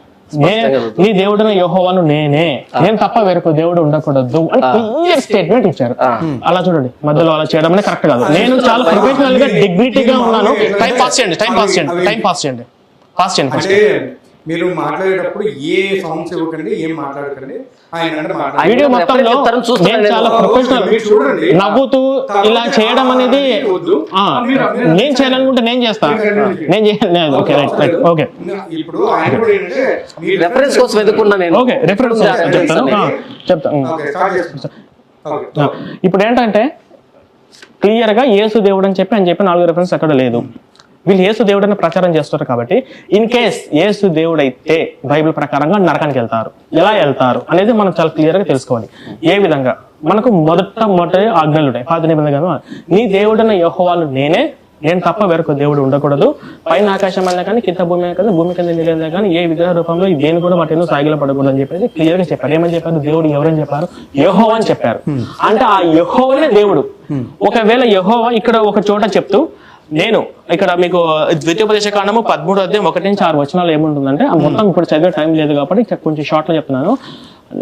నేను పరిపూర్ణ హృదయంతో నా కలలు కన్నవాడు ఎవరైనా ఒక ప్రవక్త అని చెప్పుకొని వచ్చింది, అట్టి వారిని మీరు నమ్మకండి, అలాంటి వారిని మీరు చంపేసేయండి, కాబట్టి ఎలా అయినా నీ దేవుడైన యెహోవాను నేనే, మీరు నన్ను పరిపూర్ణ హృదయంతో మీరు నన్ను పూజిస్తున్నారా లేదా అని చెప్పి నేను మీకు పరీక్ష పెడుతున్నాను. అంటే ఇప్పుడు యేసు ప్రవక్త అని చెప్పుకొని వచ్చారు. ఆయన అక్కడక్కడ రోగులు స్వస్థత పరిచినట్టు, కుష్ఠోళ్ళు ముష్ఠోళ్ళు నయం చేసినట్టు ఉందంటే అక్కడ సూచన క్రియలు చేశారు, ప్రవక్త వచ్చారు. సో ఇటువంటి వారిని నమ్మకండి, మీ దేవుడైన యెహోవా నేనే, మీరు నన్ను పరిపూర్ణ హృదయంతో పూజిస్తున్నారా లేదా అని మీకు పరీక్ష పెడుతున్నా అని చెప్పేసి యెహోవా స్పష్టంగా చెప్పాడు. ఈయన చెప్పినటువంటి యెషయా గ్రంథంలో యేసు అనే పేరు చూపించమని చెప్పండి. అది యేసు గురించి కాదు. పాత నిబంధన గ్రంథం మొత్తంలో కూడా ఆదికాండం నుంచి మలాకి గ్రంథం వరకు మొత్తంలో యేసు అనే పదం చూపించమని చెప్పండి. లేదు. పాత నిబంధన గ్రంథంలో ఎక్కడైనా కూడా మత్తయి సువార్త నుంచి ప్రకటన గ్రంథం వరకు యెహోవా అనే పదం చూపించమండి. లేదు. ఏమంటారు అంటే తండ్రి కుమార పరిశుద్ధ ఈ ముగ్గురు ఒకటి కాదు. వీళ్ళు మళ్ళీ ఏమంటారు అంటే త్రియేక త్రిత్వం అంటారు. ఈ బైబిల్ మొత్తంలో త్రియేక త్రిత్వం అనే పదాలు ఎక్కడ చూపించమని చెప్పండి. ఇది కాన్సెప్ట్ కాదు. ఎందుకంటే యెహోవా వచ్చేసి ఒక క్రూరమైనటువంటి లక్షణాలు కలిగి ఉన్నవారు. కొంచెం ఏసే బెటర్, చాలా వరకు ఏసే బెటర్. ఎందుకంటే యేసులో యెహోవా ఉన్నటువంటి లక్షణాలు లేవు. ఒకవేళ యేసు యెహోవాతో పోల్చినా, యేసు తండ్రి యెహోవా అని చెప్పినా కూడా అది బైబిల్ ప్రకారం కరెక్ట్ కాదు, అది కూడా తప్పే. నాకు మళ్ళీ చెప్పినప్పుడు నేను రిఫరెన్స్ దాకా చూపిస్తాను. సో ఇప్పుడు యేసు దేవుడు అనేది క్లియర్ గా నాకు స్ట్రైట్ గా చూపించలేదు. యేసు దేవుడు అంటే పరలోకానికి వెళ్తారని కూడా ఎక్కడో మార్కు 16 చెప్పి అది కాదు. యేసు దేవుడు అని బైబిల్ లేదు. యేసు దేవుడు పరలోకానికి వెళ్తారు, అది క్లియర్ గా చూపించమని చెప్పండి. అంత స్పష్టంగా ఉండాలి కదా బైబిల్ మొత్తంలో, అది ఇంపార్టెంట్ కదా. ముఖ్యంగా వీళ్ళు చెప్పేది అదే కదా, యేసు దేవుడు అంటే నమ్ముకుంటే పరలోకానికి వెళ్తారు అన్నప్పుడు చాలా క్లియర్ గా రాసి ఉండాలి కదా. లేదు. ఆదికాండం నుంచి మలాకి గ్రంథం వరకు పాత నిబంధనలు ఎక్కడో నా కుమారుని పంపిస్తాను, ఆయన మీ అందరి కోసం ప్రాణాలు వదిలేసి ఆయన శిలో రక్తంగా అరుస్తాడు, ఆయనని మీరు నమ్ముకోండి, ఆయన ద్వారా మీకు పరలోకం ఉంటుందని క్లియర్ గా చెప్పినట్టు పాత నిబంధన గ్రంథం కూడా ఎక్కడ లేదు. సో ఇది ఒకవేళ యేసు దేవుడు అంటే యెహోవా ఇచ్చిన మొట్టమొదటి ఆజ్ఞలను ధిక్కరించినట్టు. ఓకే, ఇది యాక్చువల్లీ మీది టైం కూడా కరెక్ట్ సరిపోయింది. ఓకే, ఎనీవే మీరు స్టార్ట్ చేయండి. ఇప్పుడు 5 నిమిషాలా? 5 నిమిషాలు మీరు స్టార్ట్ చేస్తున్నా. అడిగింది అమలాపురం అయితే చెప్పింది చిలకలూరుపేట అని. ఓకే, యేసు ప్రభు నమ్మకపోతే నమ్మితే దేవుడు నమ్మితే నరకం పోతారని చూపెడతారని బైబిల్ తెరిచి అది చూపించకుండా, యేసు దేవుడు కదని రెఫరెన్స్ చూపించకుండా, త్రిత్వం అన్నాడు, యెహోవా అన్నాడు, అక్కడ తిరిగి ఇక్కడ తిరిగి మొత్తానికి ఏంటంటే చేసి ఓకే అన్నాడు. ఇది చెప్పడానికి 5 నిమిషాలు టైం ఎందుకు అనవసరంగా? 5 నిమిషాలు సమయం అడిగినప్పుడు ఒక్క రెఫరెన్స్ చాలా స్పష్టంగా రెడ్ కలర్ లో ప్రింటింగ్ చూడండి. యేసు ప్రభు దేవుడు అంటే నరకానికి పోతారు బైబిల్ ప్రకారంగా. యేసు క్రీస్తు దేవుడు అంటే యేసు దేవుడు అని కూడా స్పష్టంగా చూడు. యేసు క్రీస్తు దేవుడు అంటే బైబిల్ ప్రకారంగా నరకానికి పోతా అంటే బైబిల్ ఆ మొక్క రాయాలి కదా. చెప్తారు, వస్తారు అక్కడికి. ఆగండి, వస్తారు, ఆగండి. ఎందుకంత తొందర ఎందుకు? యెషయా గ్రంథం 46వ అధ్యాయము, యెషయా గ్రంథం 46వ అధ్యాయము 8వ వచనం నేను చదివి వినిపిస్తాను. చూసుకోండి. యెషయా గ్రంథము 46వ అధ్యాయము, యెషయా గ్రంథము 46వ అధ్యాయం 44వ అధ్యాయం 6వ వచనం. యెషయా గ్రంథం 44వ అధ్యాయము 6వ వచనం. 44:6. ఓకే, చదువుతున్నాను. ఇశ్రాయేలీల రాజైన యెహోవా, వారి విమోచకుడైన సైన్యములకు అధిపతికి యెహోవా ఇలా సెలవిస్తున్నాడు. యెహోవా అనే కదా, యెహోవా దేవుడు అని ఆయన చెప్పింది. ఎన్నో వచనం? 44:6. ఏమని చెప్తున్నాడంట? నేను మొదటి వాడను, కడపటి వాడను, నేను తప్ప ఏ దేవుడు లేడు అన్నాడు. ఎవరన్నారు? యెహోవా. నేను మొదటి వాడిని, కడపటి వాడిని, నేను తప్ప వేరొక దేవుడు ఎవరన్నారు? యెహోవా అన్నాడు. యెహోవా దేవుడు అని ఆయన అన్నాడు కదా. ఇప్పుడు ప్రకటన గ్రంథం 1వ అధ్యాయం, ప్రకటన గ్రంథం 1వ అధ్యాయము 8వ వచనం. అల్ఫాయు ఒమేగయు నేనే, అల్ఫాయు ఒమేగయు నేనే. అల్ఫా అంటే గ్రీక్ లో మొదటి లెటరు, ఒమేగా అంటే చివరి లెటరు. మొదటి వాడిని కడపటి వాడిని అన్నది కదా, అల్ఫా ఒమేగా నేనే. ఆయన ఉన్నాడు నేను మొదటి వాడిని కడపటి వాడిని. యేసుపోయి ఉన్నాడు నేను మొదటి వాడిని కడపటి వాడిని. ఏమన్నాడు? వర్తమాన భూత భవిష్యత్ కాలంలో ఉండువాడును నేనే, వర్తమాన భూత భవిష్యత్ కాలంలో ఉండేవాడిని నేనే యేసుపోబన్నాడు. అదే కదా నేను చెప్పింది ఇంతవరకు. నేను నా తండ్రి ఏకమై ఉన్నాం, నన్ను చూసిన వాడు తండ్రి చూసి ఉన్నాడు. ఇంత స్పష్టంగా యేసు ప్రభు నేనే దేవుడిని అని చెబితే తిప్పి తిప్పి తిప్పి తిప్పి తిప్పి తిప్పి మరలా అక్కడికి వచ్చి ఏమి చూపించకుండా దీనికి 5 నిమిషాలు, దేనికి 5 నిమిషాలు? నేను ఎన్ని రెఫరెన్స్లు ఇచ్చిన యేసు దేవుడు అనడానికి ఒక్క రెఫరెన్స్ దేవుడు కాదు ఆయన, ఆయన నమ్మితే నరకం పోతాడంటే అయిపోతుంది కదా. ఇంత పెద్ద టైటిల్ రాసినప్పుడు ఆ మొక్క కమాండ్ ఉండాలి కదా. నా సమయం ఇంకా ఉంది, వదిలిపెట్టేస్తున్నా. ఆయన ఏమన్నా అడిగితే చెప్తాను. నేను చెప్తాను. ఓకే, నాకు కూడా ఇంత సమయం అవసరం లేదు. నేను 2-3 నిమిషాలు కంప్లీట్ చేస్తాను.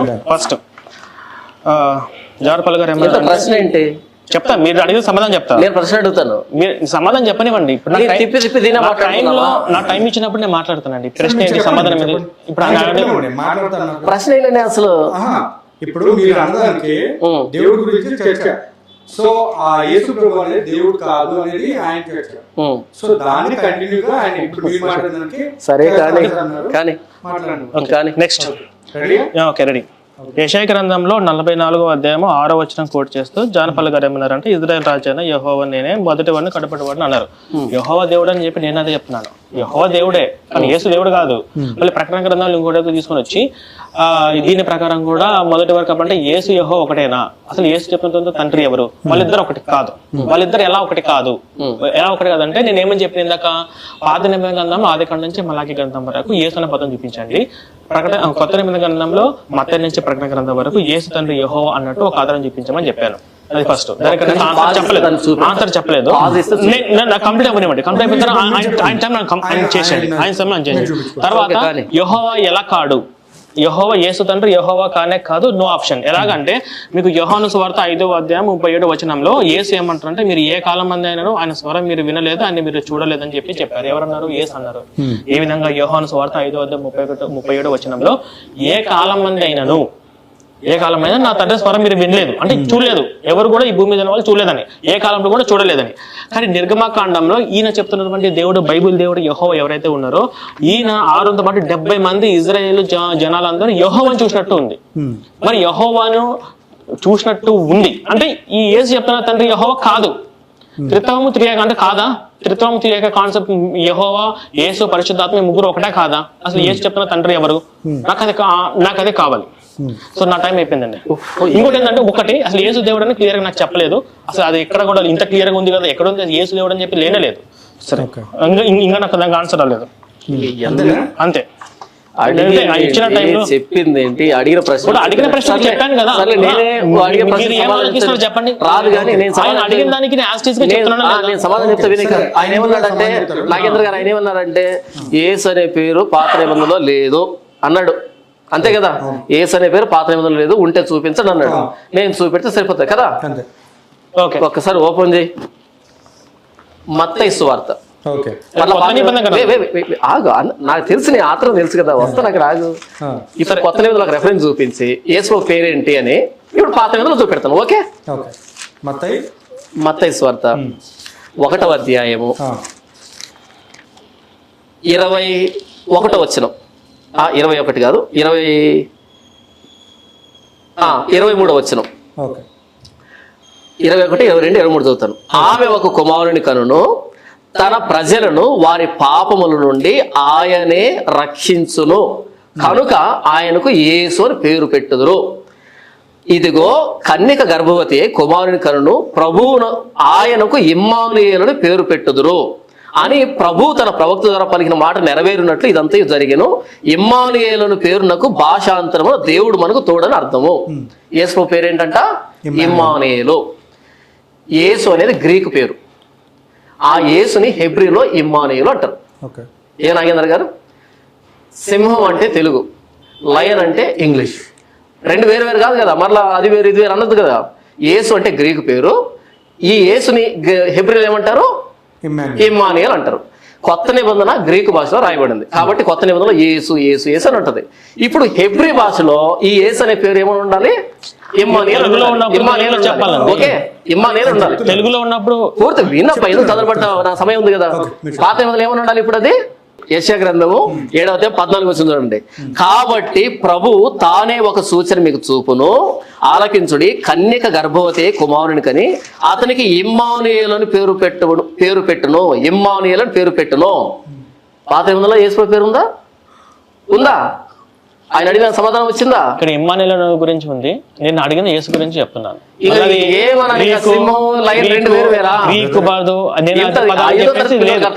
సింహం తెలుగు, లయన్ ఇంగ్లీష్, యేసు గ్రీకు, ఇమ్మానుయేలు హెబ్రీ. మీరు చెప్పిన రిఫరెన్స్ చెప్పండి. 5వ తరగతి పిల్లడికి అర్థమయ్యే భాష. గ్రీకులో యేసు, ఈసోస్. ఇప్పుడు యెషయా గ్రంథం 7వ అధ్యాయం 14 వచనం. 7వ అధ్యాయం 14 చదువు. ఏమీ తెలియకుండా పుస్తకాలు రాయడం, ఏం తెలియకుండా మీరు పాస్టర్ అయిపోవడం. కానీ జనాలు అర్థమైపోయింది ఇప్పటికి ఆడియన్స్ కి. నేను అడిగిన క్వశ్చన్ ఏంటంటే సార్, స్ట్రైట్ గా అడిగాను, యేసు అనే పేరు పాత నిబంధనలో చూపించదా లేదా? ఉంది. ఇమ్మానుయేలు ఉంది. ఏంటి ఇమ్మానుయేలు ఏంటి? అంటే ఇప్పుడు యేసు ఇమ్మానుయేలు ఒకటి అంటే రేపు నుంచి ఇమ్మానుయేలు తోటి ప్రార్థన చేసుకోవాలా? మరి అంతే కదా. ఇమ్మానుయేలు హెబ్రీ. తెలుగులో ఉన్నప్పుడు తెలుగులో మాట్లాడాలి ఫస్ట్ ఒకటి. నెక్స్ట్ వన్ ఏంటంటే యేసు యెహోవా కాదని చెప్పా. యేసు చెప్తున్న తండ్రి యెహోవా కాదని చెప్పా. ఏ విధంగా చెప్పాను? యేసు ఏమన్నారు యెహోవా సువార్తనలో? ఏ కాలం మంది నా తండ్రి స్వరం వినలేదు, ఆయన మీరు చూడలేదు. మరి చూశారు కదా, నేను చూశాను కదా. వీళ్ళిద్దరు ఒకటి కాదు. ఇప్పుడు యేసు పదం చెప్పింది రెఫరెన్స్ అడిగి మీకు అనిపించిందా?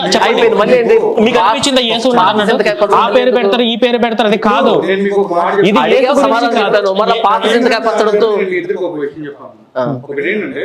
ఇప్పుడు మీరు క్వశ్చన్ అడిగారండి, యేసు అనే పేరు ఉందా అని మీరు అడిగారు. అంతే. యేసు అని మాత్రం మీకు యేసు ఇంకోటి ఏదో ఉంది, గ్రీక్ ఉంది, ఆ గ్రీక్ ఇమ్మానుయేలు అది ఇది అని చెప్పి చూపిస్తున్నారు. ఇది కాదండి. యేసు అనే పేరు మాత్రం అవును అవును అవును అవును. ఓకే, ఇప్పుడు మీరు చెప్పేదండి యేసు అనే పేరు అండ్ ఇమ్మానుయేలు రెండు కూడా ఒకటే పేరు, కాకపోతే వాటి లాంగ్వేజెస్ వేరు అని చెప్తున్నారు. నాగేంద్ర గారు మీకు చాలా స్పష్టంగా చెప్తా వినండి. ఒక మాట చెప్తా వినండి. ఇంగ్లీష్ టెక్స్ట్ బుక్ లో సింహం అనే పేరు చూపించండి అని అన్నాను అనుకోండి, మీరు లయన్ అనేది చూపెడతారు. నాకు అది కాదు సింహం అని చూపెట్టి అని అన్నాను అనుకో, నేను మేధావిని అవుతాను మూర్ఖుని అవుతానా? మూర్ఖులు అవుతాను కదా. ఇది గ్రీకు, ఇది హెబ్రేన్ స్పష్టంగా చెప్పిన తర్వాత కూడా మరలా నాకు అదే కావాలంటే ఇంకా సింహం అనేది ఇంగ్లీష్ బుక్ లో ఎక్కడ చూపిస్తాను నేను? నాకు అర్థమైంది. నేను ఇంగ్లీష్ కాదు, ఇది మొత్తం తెలుగు. నేను తెలుగులో ఉన్నప్పుడు పాత నిబంధనలో యేసుని చూపించాలి కదా. ఏంటంటే ఇప్పుడు యేసు ప్రభువు ఇజ్రాయెల్ నుంచి వచ్చాడు. నాగేంద్ర గారు ఆయన ఏమన్నాడు, మళ్ళీ తెలుగు అన్నాడు చూడండి బైబిల్ మీద. ఇందు పాత నిబంధన గ్రంథమును క్రొత్త నిబంధన గ్రంథమును ఇమిడి ఉన్నవి. ఇది ఆదిమ హెబ్రీ గ్రీకు భాషల్లో నుండి భాషాంతరం చేయబడింది. అంటే ఫస్ట్ పేజీ కూడా చదవడం చేత కదా, మళ్ళీ తెలుగు అంటాడు. ఒకసారి మీ బైబిల్ ఇవ్వండి ప్రవీణ్ గారు, ఒక్కసారి మీ బైబిల్.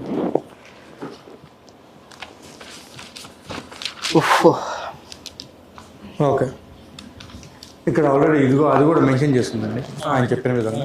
అంటే ఇప్పుడు ఈయన బైబిల్లో ఉంటుంది అది. యెషయా గ్రంథంలో ఈయన చెప్తున్నటువంటి ఇమ్మానుయేలు యేసు. అంటే ఇప్పుడు పాత నిబంధన గ్రంథంలో ఇమ్మానుయేలు అంటే యేసు ఉన్నట్ట. అంటే యేసు పదం లేదు, అది గ్రీకు భాష. యేసు అనేది అంటే ఇప్పుడు హెబ్రీ భాష. అయితే ఏంటి, ఇప్పుడు పాత నిబంధన గ్రంథంలో యేసు లేదు, యేసు పేరు అనేది లేదు. ఈయన గ్రీకు పదము, ఆ పదం, ఈ పదం అని చెప్తే ఇమ్మానుయేలు చెప్తున్నారు. ఇంకొక విషయం ఏంటంటే ఇక్కడ చెప్తున్నటువంటి ఈ మత్తయి సువార్తలో ఆయన చెప్తున్నటువంటి యేసు గురించి ఎవరైతున్నారో అది దీనికి సంబంధం లేదు. ఏ విధంగా సంబంధం లేదంటే మరి యేసు పెరిగాడు కదా, మరి యేసు తండ్రి ఎవరు చెప్పండి? యేసు తండ్రి గారు ఇప్పుడు చెప్పండి, యేసు తండ్రి ఎవరు? మీరు చెప్పండి. యేసు తండ్రి ఎవరు? యోసేపు తండ్రిగా ఎంచబడ్డాడు. యేసు ప్రభు తండ్రి యెహోవా. కాదండి, యేసేపు కాదు, పరిశుద్ధాత్మ. ఎందుకంటే ఇందులో మత్తయి సువార్త 1వ అధ్యాయము 18 వచనాల్లో ఏముందంటే, ఇప్పుడు కన్యక గర్భవతి పరిశుద్ధాత్మ వల్ల గర్భవతి అయింది. ఎవరు? మేరీ. మరి యేసేపు తండ్రి ఎలా అవుతాడు? యేసేపు తండ్రి ఎలా అవుతాడు? పరిశుద్ధుడు ఎలా అవుతారు? ఇప్పుడు నేను అదే చెప్తున్నా, పాత నిబంధన గ్రంథంలో ఎక్కడ కూడా యేసు లేదు. మీరు చెప్తున్న ఇమ్మానుయేలుకు యేసుకు సంబంధం లేదు. ఒక నిమిషం ఆగండి. యేసు తండ్రి యేసేపా, పరిశుద్ధాత్మనా, యెహోవానా, ఎవరు? ఆన్సర్ చెప్పండి నా ప్రశ్న. యేసు తండ్రి ఎవరు? యేసు తండ్రి ఎవరు? ప్రశ్న ఇదే కదా. ఓకే, యేసు తండ్రి భౌతికంగా శారీరకంగా, ఆయనకు శారీరకమైన తండ్రి లేడు. ఎందుకంటే ఆయన కన్యకకు పుట్టాడు కాబట్టి తండ్రి లేడు. యోసేపు తండ్రిగా ఎంచబడ్డాడు, legal father, not physical father, legal father. ఇప్పుడు నేను కొడుకుని దత్తత తెచ్చుకున్నాను అనుకోండి, వాడు నా పుట్టలే, కానీ వాడికి ఏమవుతాడంటే లీగల్ ఫాదర్ అవుతాను, ఫిజికల్ ఫాదర్ కాదు, లీగల్ ఫాదర్ అవుతాను. అలా యోసేపు లీగల్ ఫాదర్ అవుతాడు యేసు ప్రభు. ఏది? మరియమ్మ తర్వాత యోసేపు చేసుకున్నాడు కాబట్టి. ఒకటైపోయిందా? 2, యేసు ప్రభు పదే పదే దేవుణ్ణి తండ్రి తండ్రి అని ప్రస్తావించాడు కాబట్టి యేసు ప్రభు దేవుని కుమారుడు అని పిలువబడ్డాడు కాబట్టి యెహోవాను తండ్రి అని పిలుస్తాం మనం. ఓకేనా? ఇది మనం ఈయనేమన్నా అంటే పరిశుద్ధాత్ముడు పుట్టాడు కదా అంటే పరిశుద్ధాత్ముడికి పుట్టాడు కాదు. పరిశుద్ధాత్ముడు కమ్ముకున్నప్పుడు యేసు ప్రభు ఆయన గర్భంలో ప్రవేశించాడు. పరిశుద్ధాత్ముడు అంటే ఫిజికల్ ఎంటిటీ కాదు, ఆయన భౌతికమైన వ్యక్తి కాదు. ఆత్మ ఎలాగైతే ఒక మేఘం మనం ఆవరించినప్పుడు చుట్టూ మంచు ఉంటుందో అలా పరిశుద్ధాత్మ దేవుడు వచ్చినప్పుడు ప్రభు అయిన యేసుక్రీస్తు గర్భంలో తయారయ్యాడు. ఫిజికల్ కాదు, ఆత్మ. ఆత్మ అంటే రూపం లేదు కదా. కాబట్టి ఏంటంటే మరి అంతవరకు ఎదురు చూడొచ్చు కదా. ఎదురు చూడడం ఏదో చెప్పినట్టుగా చెప్పింది లేదు పాడు లేదు. కాసేపు మీకు సమయం వచ్చినప్పుడు చెప్పింది లేదు పాడు లేదు, మళ్ళీ మధ్య తోడు మీద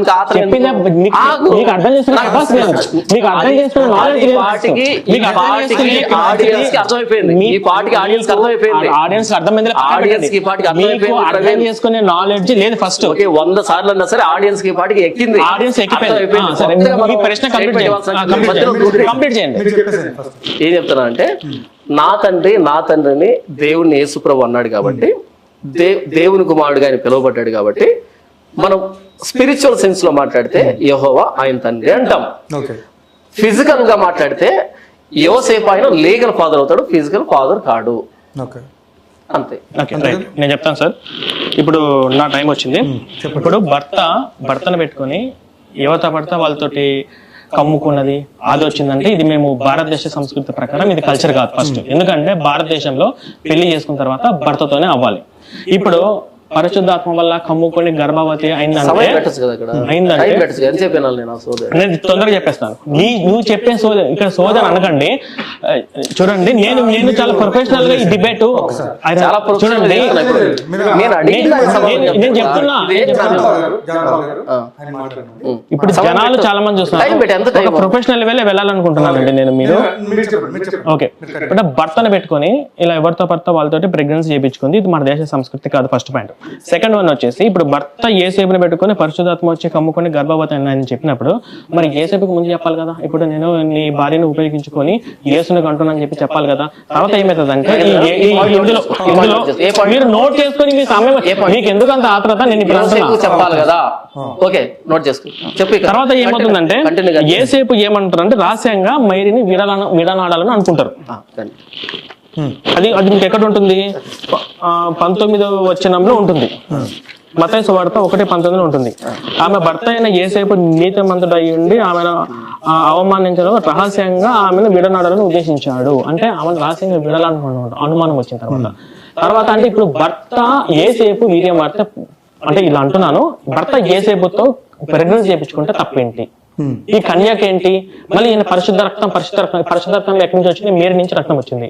ఓకేనా? ఇప్పుడు నా డౌట్ ఏంటంటే భర్తను పెట్టుకొని ఇలాగా ఇప్పుడు యేసేపు అని చెప్పి ఒక వర్షన్, యెహోవా అని చెప్పేసి ఒక వర్షన్, పరిశుద్ధాత్మ అని చెప్పేసి ఒక వర్షన్. యెహోవా కాదు, యేసు చెప్తున్న తండ్రి యెహోవాకు సంబంధం లేదు. నేను ఇందాక మీకు క్లియర్ గా చెప్పాను. First point. సెకండ్ వచ్చేసి భర్తను పెట్టుకొని ఇలాగా కమ్ముకొని గర్భవతి చేయించుకోవడం యేసేపు కూడా నచ్చల. అందుకే యేసేపు రహస్యంగా విడనాడాలని అనుకుంటారు. ఆ తర్వాత విడనాడాలని అనుకుంటే అప్పుడు చెప్తారు పరిశుద్ధాత్మ ఇలాగా చేశాను అని. ఆ తర్వాత యేసేపు క్యారెక్టర్ మిస్సింగ్ కనపడదు. ఇప్పుడు భర్త యేసేపు తండ్రి యేసేపు ఉంటారు కదా, ఆ తర్వాత సునీతి చేసేటప్పుడు దగ్గర కనిపిస్తాడు. ఆ తర్వాత యేసేపు క్యారెక్టర్ అసలు కనపడదు. అంటే అనుమానం వచ్చి పూర్తిగా వదిలేసిందా? అసలు ఏమైపోయింది యేసేపు?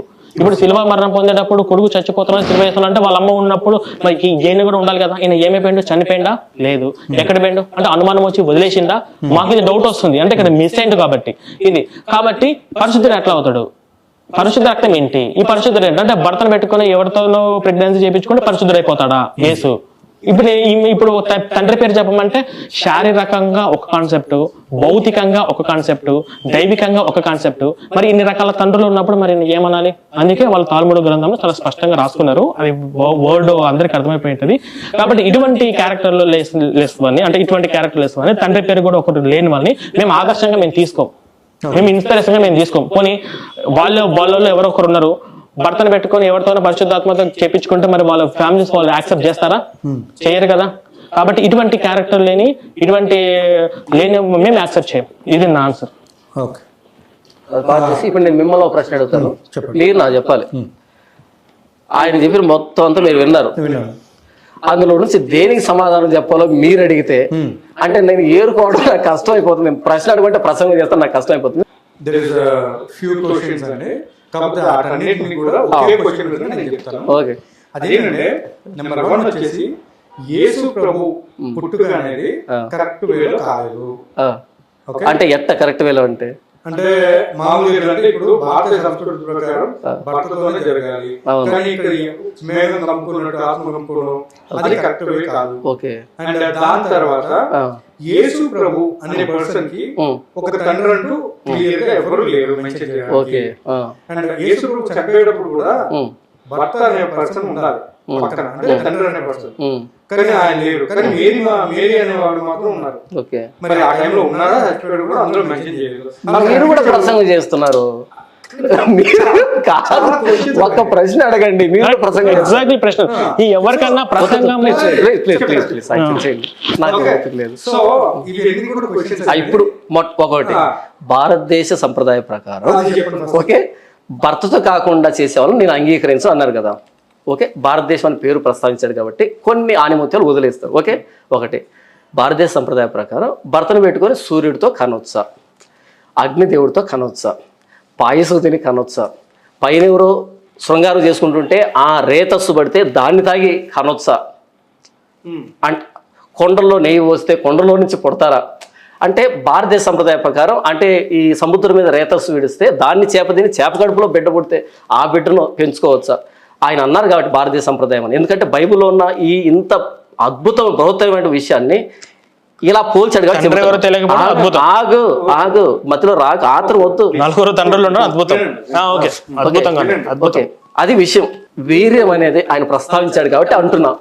వీర్యం అనేది నోట్లోంచి తాగితే పిల్లలు పుడతారా అంటే అలాంటి తెలుసు కదా. ఇంకా ఆ రోజు ప్రత్యేకంగా అక్కర్లేదు, పైన ఎవరు చేసుకుంటే అది పడితే దాన్ని పట్టుకొని తాగేస్తే ప్రమ పదార్థం లాగా అప్పుడు లోపల కింద పెట్టుకోడు. అంటే ఇది ఏ విధమైన సైన్సో నాకు తెలియదు నిజంగానే, ఇలాంటి విషయాలు నాకు తెలియదు. అది సముద్రంలో పడితే సముద్రంలో చేప మింగేసినాడు, చేప గడుపులో బిడ్డ పుట్టాడు. ఇంకా నేనేమి చెప్పలేను ఇలాంటివి. రేతస్సు వీర్యం అన్నాడు కాబట్టి ఒకటి భారతీయ సంప్రదాయం అన్నాను, 2 వీర్యం అయిపోయిందా. ఇక 3వది నేను ప్రారంభంలో చాలా స్పష్టంగా చెప్పాను, పరిశుద్ధాత్మ దేవుడు ఫిజికల్ ఎంటిటీ కాదు. ఆత్మ అన్నప్పుడు ఫిజికల్ బాడీ లేదు. ఇప్పుడు పెంతెకొస్తు పండుగ దినాన పరిశుద్ధాత్మ దేవుడు అపోస్తుల మీదకి వచ్చాడు అంటే కనపడ్డా? అగ్ని రూపంలో ఆయన అగ్ని రూపంలో వాలాడు. ఆయన ఫిజికల్ ఎంటిటీ కాదు. ఆయన రాగానే వాళ్ళు మాట్లాడారు. ఆయన పరిశుద్ధాత్మ రాగానే వాళ్ళు మాట్లాడారు. వాళ్ళకి టెక్స్ట్ బుక్లు ఇవ్వలే. అలాగే పరిశుద్ధాత్మ దేవుడు మరియమ్మ మీదకి వచ్చినప్పుడు గర్భంలో బిడ్డ ఉత్పత్తి అయ్యాడు. అది ఎలా అవుతాడు? మనం మాట్లాడుతుంది దేవుడి గురించి, మనుషుల గురించి కాదు. ప్రారంభంలో నేల మంటితో నరుడు నిర్మించి వారి నాసికారంలో జీవవాయువు ఊదినప్పుడు నరుడు జీవాత్మ ఆయనో.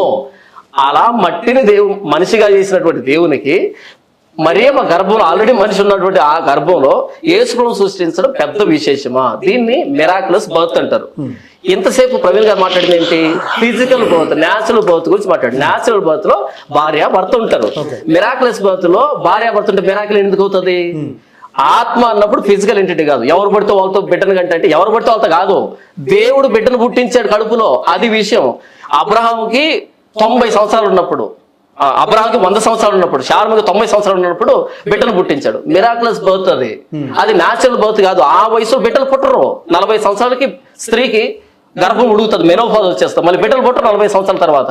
కానీ 90 సంవత్సరాలు కూడా బిడ్డ పుట్ట అంటే మిరాకులస్ బర్త్. అలా బిడ్డను చేసినటువంటి దేవుడికి మేరీ గర్భంలో బిడ్డను సృష్టించిన పెద్ద విశేషమా? మిరాకులస్ బర్త్ అన్నప్పుడు ఎవరితో పడితే వాళ్ళతో. అసలు ఆ పదప్రయోగం దగ్గర నాకు తెలియగలుగుతాను. పాయసం వదిలిపెట్టినట్టు పుడతారు, ఇది కదా అడగాల్సిన ప్రశ్న. ఇది గంగ వదిలిపెట్టేసి, కొండలో నూనె పోస్తే తేనె పోస్తే బిడ్డలు పడతాయి, ఇది గంగ వదిలిపెట్టేసి, చేప కడుపులో వీర్యం పోతే బిడ్డ, ఇది గంగ వదిలిపెట్టేసి, పరిశుద్ధాత్మ దేవుడు కమ్ముకున్నాడు అన్నప్పుడు ఆయన ఫిజికల్ ఎంటిటీ కాదని చెప్పిన తర్వాత మరలా ఫిజికల్ ఎంటిటీ అన్న తర్వాత ఫిజికల్ ఎంటిటీ ఎలా అవుతాడు? ఆత్మ అన్నప్పుడు ఆత్మ. దేవుడికి మనుషులు పుట్టించే అధికారం ఉందా లేదా? సామర్థ్యం ఉందా లేదా? అయిపోయింది. ఇంకా 2వ ప్రశ్న అడగండి. ఇందులో నేను మాట్లాడేది లేదా? దీనికే నేను అన్నాను, మీ ఇద్దరి మధ్యన మీరు అడిగిన ప్రసంగానికి ప్రశ్న అర్థంగా ఆయన అడుగుతున్నాడు. ప్రశ్న అడగబట్టే ప్రసంగం చేస్తుంది. దీనిలో కొన్ని యాడ్ చేయాల్సిన ఉన్నాయి, కొన్ని పాయింట్లు యాడ్ చేయాల్సిన ఉన్నాయి. ఆయన తెలియకుండా యాడ్ చేయాలి. 100 యాడ్ చేయి, 100 యాడ్ చేయి, 100 యాడ్ చేయి. Okay, right. Okay, okay. అడుగు.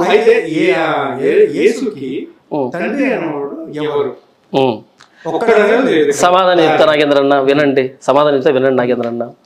కన్యక గర్భవతి కుమారుని కంటుందని ప్రవచన యెషయా గ్రంథంలో చూపించాను. మరియమ్మ కన్యక. కన్యక అన్నప్పుడు తండ్రి ఎక్కడి నుంచి వస్తాడు? కన్యక అంటే తండ్రి లేడని కదా. సో తండ్రి లేడు. అయితే యోసేపు తర్వాత మరియమ్మను పెళ్లి చేసుకున్నాడు కాబట్టి లీగల్ ఫాదర్ అవుతాడు అని స్పష్టంగా చెప్పాను. ఇద్దరు ఒకటి కోట్ చేసుకుంటున్నా మీరు చెప్తున్నారు. ఎందుకు క్యాలిక్యులేటర్ కూడా తీసుకోవాలి? ఎందుకు ఇబ్బంది ఏముంటది? పరిశుద్ధాత్మ లీగల్ ఫాదర్ అవుతాడు. అయితే ప్రవచనాల్లో ప్రవక్తలు ఏం చెప్పారు అంటే ఆయన దేవుని కుమారుడు అని చెప్పబడింది కాబట్టి దానియేలు గ్రంథం 7వ అధ్యాయంలో ఆయన దేవుడిని తండ్రిగా చూపెడుతూ యేసుప్రభు కుమారుడుగా చూపెట్టి చెప్పబడింది కాబట్టి దేవుని కుమారుడు అని చెప్పారు కాబట్టి యెహోవా తండ్రి అని పేర్కొనబడింది. యేసుప్రభు కూడా పరలోకంలో మా తండ్రి అని అంటాడు. ఇది విషయం. అయితే ఆయన అంటే ప్రభువైన యేసుక్రీస్తు గారు ఈ లోకానికి ఎలా వచ్చాడు అంటే పరిశుద్ధాత్మ దేవుని ప్రేరేపణ, ఓవర్ షాడో. అంటే మేఘం మనిషి అలా కమ్ముకుంటుంది, అలా కమ్ముకోవడం. ఆత్మ అంటే ఫిజికల్ ఎంటిటీ కాదు. మేఘం కూడా ఫిజికలే కానీ ఆత్మ అనేది ఫిజికల్ కాదు, స్పిరిచువల్. సో ఇప్పుడు యేసు తండ్రి ఎవరు? ప్రవక్తల ప్రకారంగా యెహోవా, ప్రవచనాల ప్రకారంగా. ఫిజికల్ గా మనం తండ్రిని ఆపాదించాలంటే లీగల్ గా యోసేపు, బట్ ఫిజికల్ ఫాదర్ లేడు. ఆయన కన్యకకు పుట్టాడు. చెబుతాను. యోసేపు అనే పర్సన్ బైబిల్లో మాయం కాలే, చనిపోయాడు. ఎక్కడ రాయబడింది? చనిపోయాడు. విను చెప్తాను. యేసు ప్రభు తర్వాత ఆయన పెరుగుతూ ఉన్నప్పుడు యోసేపు ప్రస్తావన ఎక్కడ వ్రాయబడలే. ఓకేనా? ఆయన తల్లి గురించి రాయబడింది, ఆయన సహోదరుల గురించి రాయబడింది, ఆయన సహోదరిమణుల గురించి రాయబడింది, brothers and sisters and mother గురించి రాయబడింది. యోసేపు నీతిమంతుడు రాయబడింది. ఆయన పుట్టకు ముందే దేవదూత నీవు మరియమ్మను వదిలిపెట్టద్దు. చూడండి, నేను చదివి వినిపిస్తాను. మత్తయి సువార్త 1వ అధ్యాయము 19వ వచనం. ఆమె భర్త అయిన యోసేపు నీతివంతుడై ఉండి ఆమెను అవమానపరచనొల్లక రహస్యముగా ఆమెను విడనాడు ఉద్దేశించను. అతడు ఈ సంగతుల గురించి ఆలోచించుకొనిచుండగా, వదిలిపెడదామని ఆలోచించుకొనిచుండగా, ఇదిగో ప్రభువు దూత స్వప్నమందు అతను ప్రత్యక్షమై, దావీదు కుమారుడైన యోసేపు, నీ భార్య అయిన మరియను చేర్చుకున్నట్టుకు భయపడకుము, ఆమె గర్భం ధరించినది పరిశుద్ధాత్మ వలన కలిగినది. చెప్పలేదన్నట్టుగా చెప్పాడు. ఆమె ఒక కుమారుని కనును, తన ప్రజలను వారి పాపం నుండి ఆయనే రక్షించను కనుక ఆయనకి యేసు అని పేరు పెట్టుదు అని. ఇదిగో కన్యక గర్భవతి కుమారుని కనును, ప్రభువును ఆయనకు ఇమ్మానుయేలు పేరు పెట్టుదురు అని ప్రభు తన ప్రవక్త ద్వారా పలికిన మాట నెరవేరినట్లు ఇదంతా జరిగిను. ఇమ్మానుయేలు పేరునకు భాషాంతరంలో దేవుడు మనకు తోడని అర్థము. యోసేపు నిద్ర మేలుకొని ప్రభువు దూత తనకు ఆజ్ఞాపించిన ప్రకారం చేసి తన భార్యను చేర్చుకొని ఆమె కుమారుని కను వరకు ఆమెను ఎరుగక ఉండెను. అతడు ఆ కుమారునికి యేసు అని పేరు పెట్టెను. అంటే స్పష్టంగా పుట్టబోయే బిడ్డ పరిశుద్ధాత్మ దేవుని వల్లనే పేరు కూడా చెప్పబడింది. ఆమెను చేర్చుకుని వదిలిపెట్టుకుని చేర్చి ఆమెను తర్వాత 2వ అధ్యాయం నుండి మిగతా అధ్యాయంలో ఐగుప్తు తీసుకుని కాపాడుతాడు. అన్ని ఆమెను చేర్చుకుంటాడు. ఎంత నీతిమంతుడు! ఆమెను వదిలిపెట్టాడు అని ఎలా అనుకుంటావు? ఆయన చనిపోతే తప్ప. ఇప్పుడు ఒకసారి యేసు తండ్రి అనేది యేసేపు అని చెప్పారు కదా, మరి ఎవరో లాజరు చనిపోతే సమాధానం చెప్తున్నాడు. నాగేంద్ర గారు మీరు అసలు రూల్స్ ఫాలో కావట్లేదు. ఆయన అయిపోయింది క్వశ్చన్ వేశారు, మిమ్మల్ని ప్రశ్న అడిగారు సమాధానం. మీరు ప్రశ్న అడిగారని చెప్పాను, మీరు ప్రశ్న అడిగారు, ఒకదాని సమాధానం చెప్పాను, అయిపోయింది. నేను కదా ప్రశ్న అడగాల, మళ్ళీ ఆయనకి ఇస్తారండి నాకు తెలియదు. దీంట్లోనే ఇది కంప్లీట్ అవ్వలేదు. ఇది రూల్ ఇస్ రూల్ అంతే.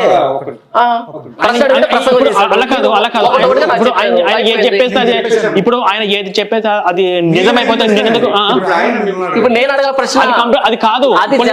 యేసేపు గురించి ఒక పాయింట్ ఉందండి, వాళ్ళకి కంప్లీట్ చెప్పలేదు. ఇప్పుడు ఏంటంటే నాగేంద్ర గారు ఒక్క నిమిషం పాజ్ ఇవ్వండి, చెప్తాను. అంటే డిబేట్ ఇప్పుడు యేసు తండ్రిని అడిగాను, ఆయన ఇష్టం వచ్చి చెప్పేశాడు. ఆడియన్స్ డిసైడ్ అవుతారు. క్రాస్ క్వశ్చన్స్ ఉన్నాయి ఆయన చెప్పిన దాంట్లో.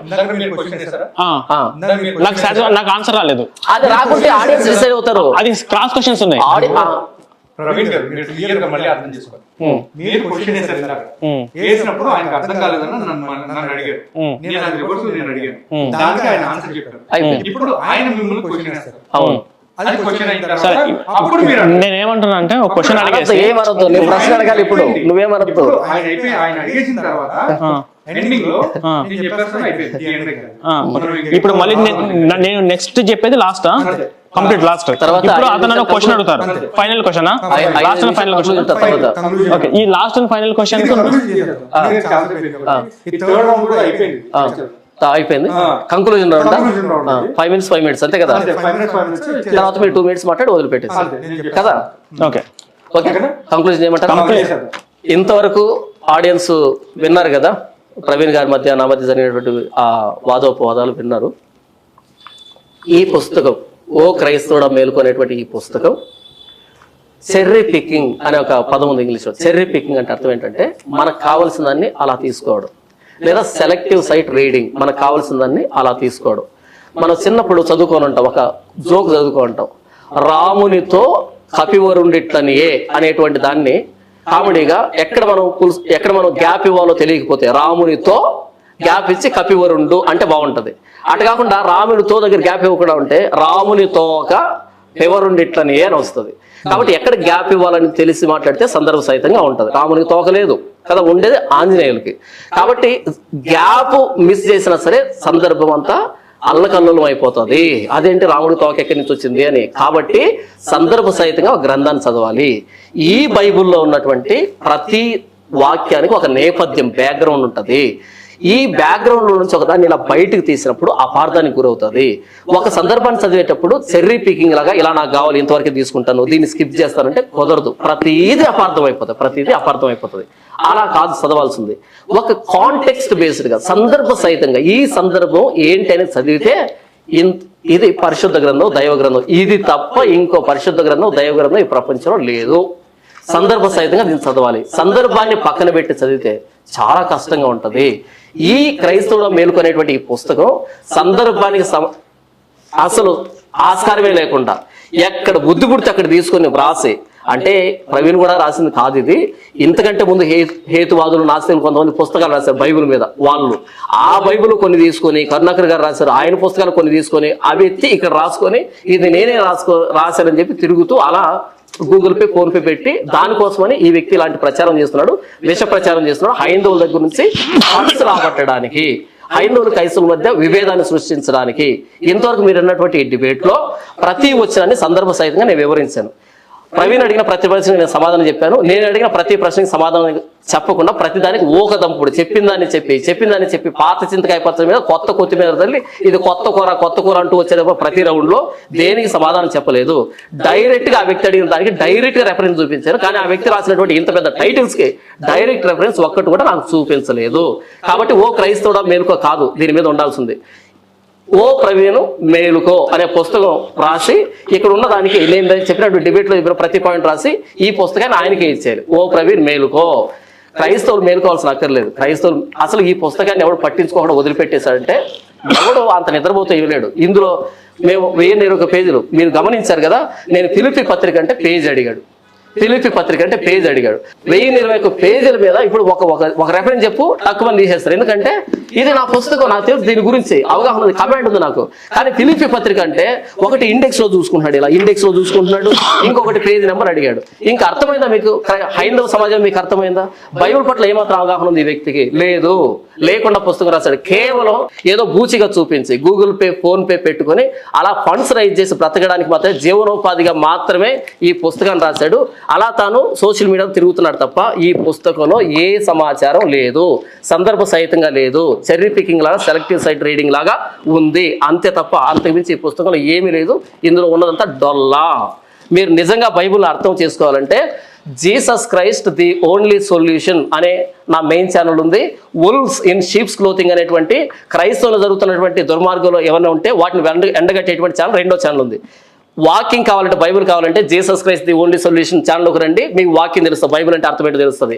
వుల్వ్స్ ఇన్ షీప్స్ క్లోతింగ్ అనే ఛానల్కి వెళ్ళండి. క్రైస్తవులు దొంగ పాసులు ఎవరైతే ఉన్నారో వాళ్ళ గురించి ఎండగడుతూ ఉంటాను. అంతేగాని ఇలా తెలుగు క్రిస్టియన్లు పెట్టుకొని మా క్రైస్తవులు దూరాల్సిన అక్కర్లేదు, మా క్రైస్తవులు పూచిగా చూపించి గూగుల్ పే, ఫోన్ పే పెట్టుకొని హైందవుల దగ్గర నుంచి ఫండ్స్ అడుక్కుని దాంతో జీవనోపాధి చేయాల్సిన అక్కర్లేదు. ఇది ప్రవీణ్కి నేను ఇచ్చేటువంటి సలహా.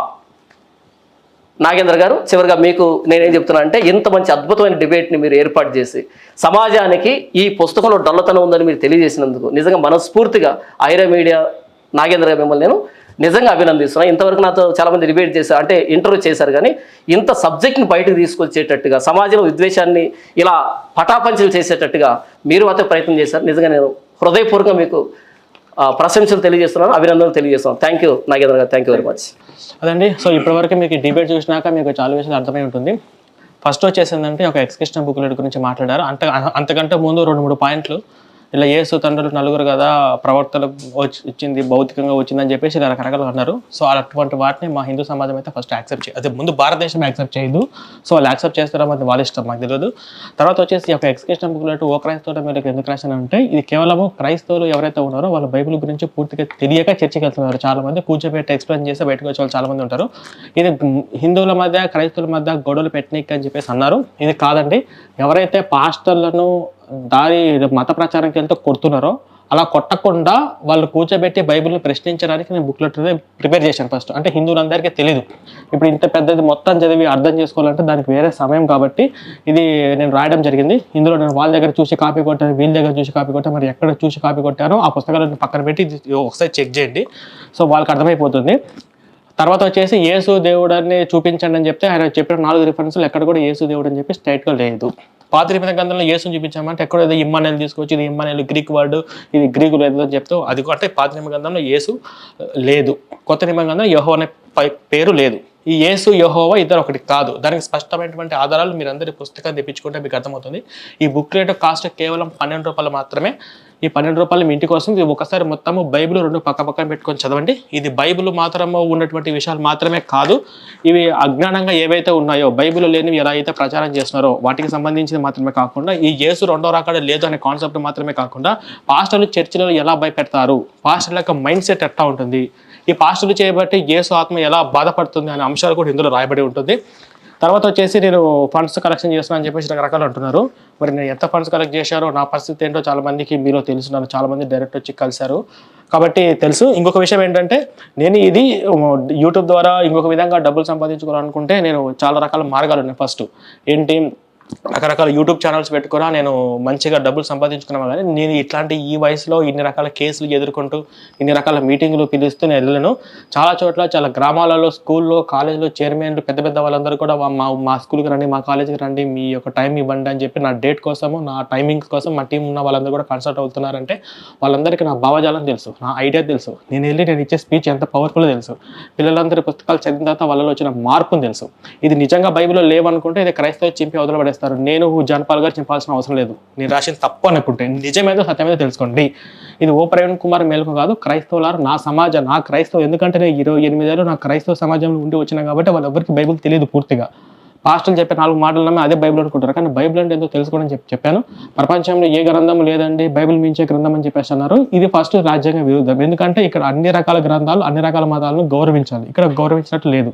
అసలు నేను ఒక్క మాట చెప్తున్నా, బైబిల్ మొత్తంలో ఆదికాండం నుంచి ప్రకటన గ్రంథం మంచి విషయాలు ఏమున్నాయి అనేది మీ పాస్టర్ను ఒక 10 పాయింట్లు మాత్రమే అడగండి.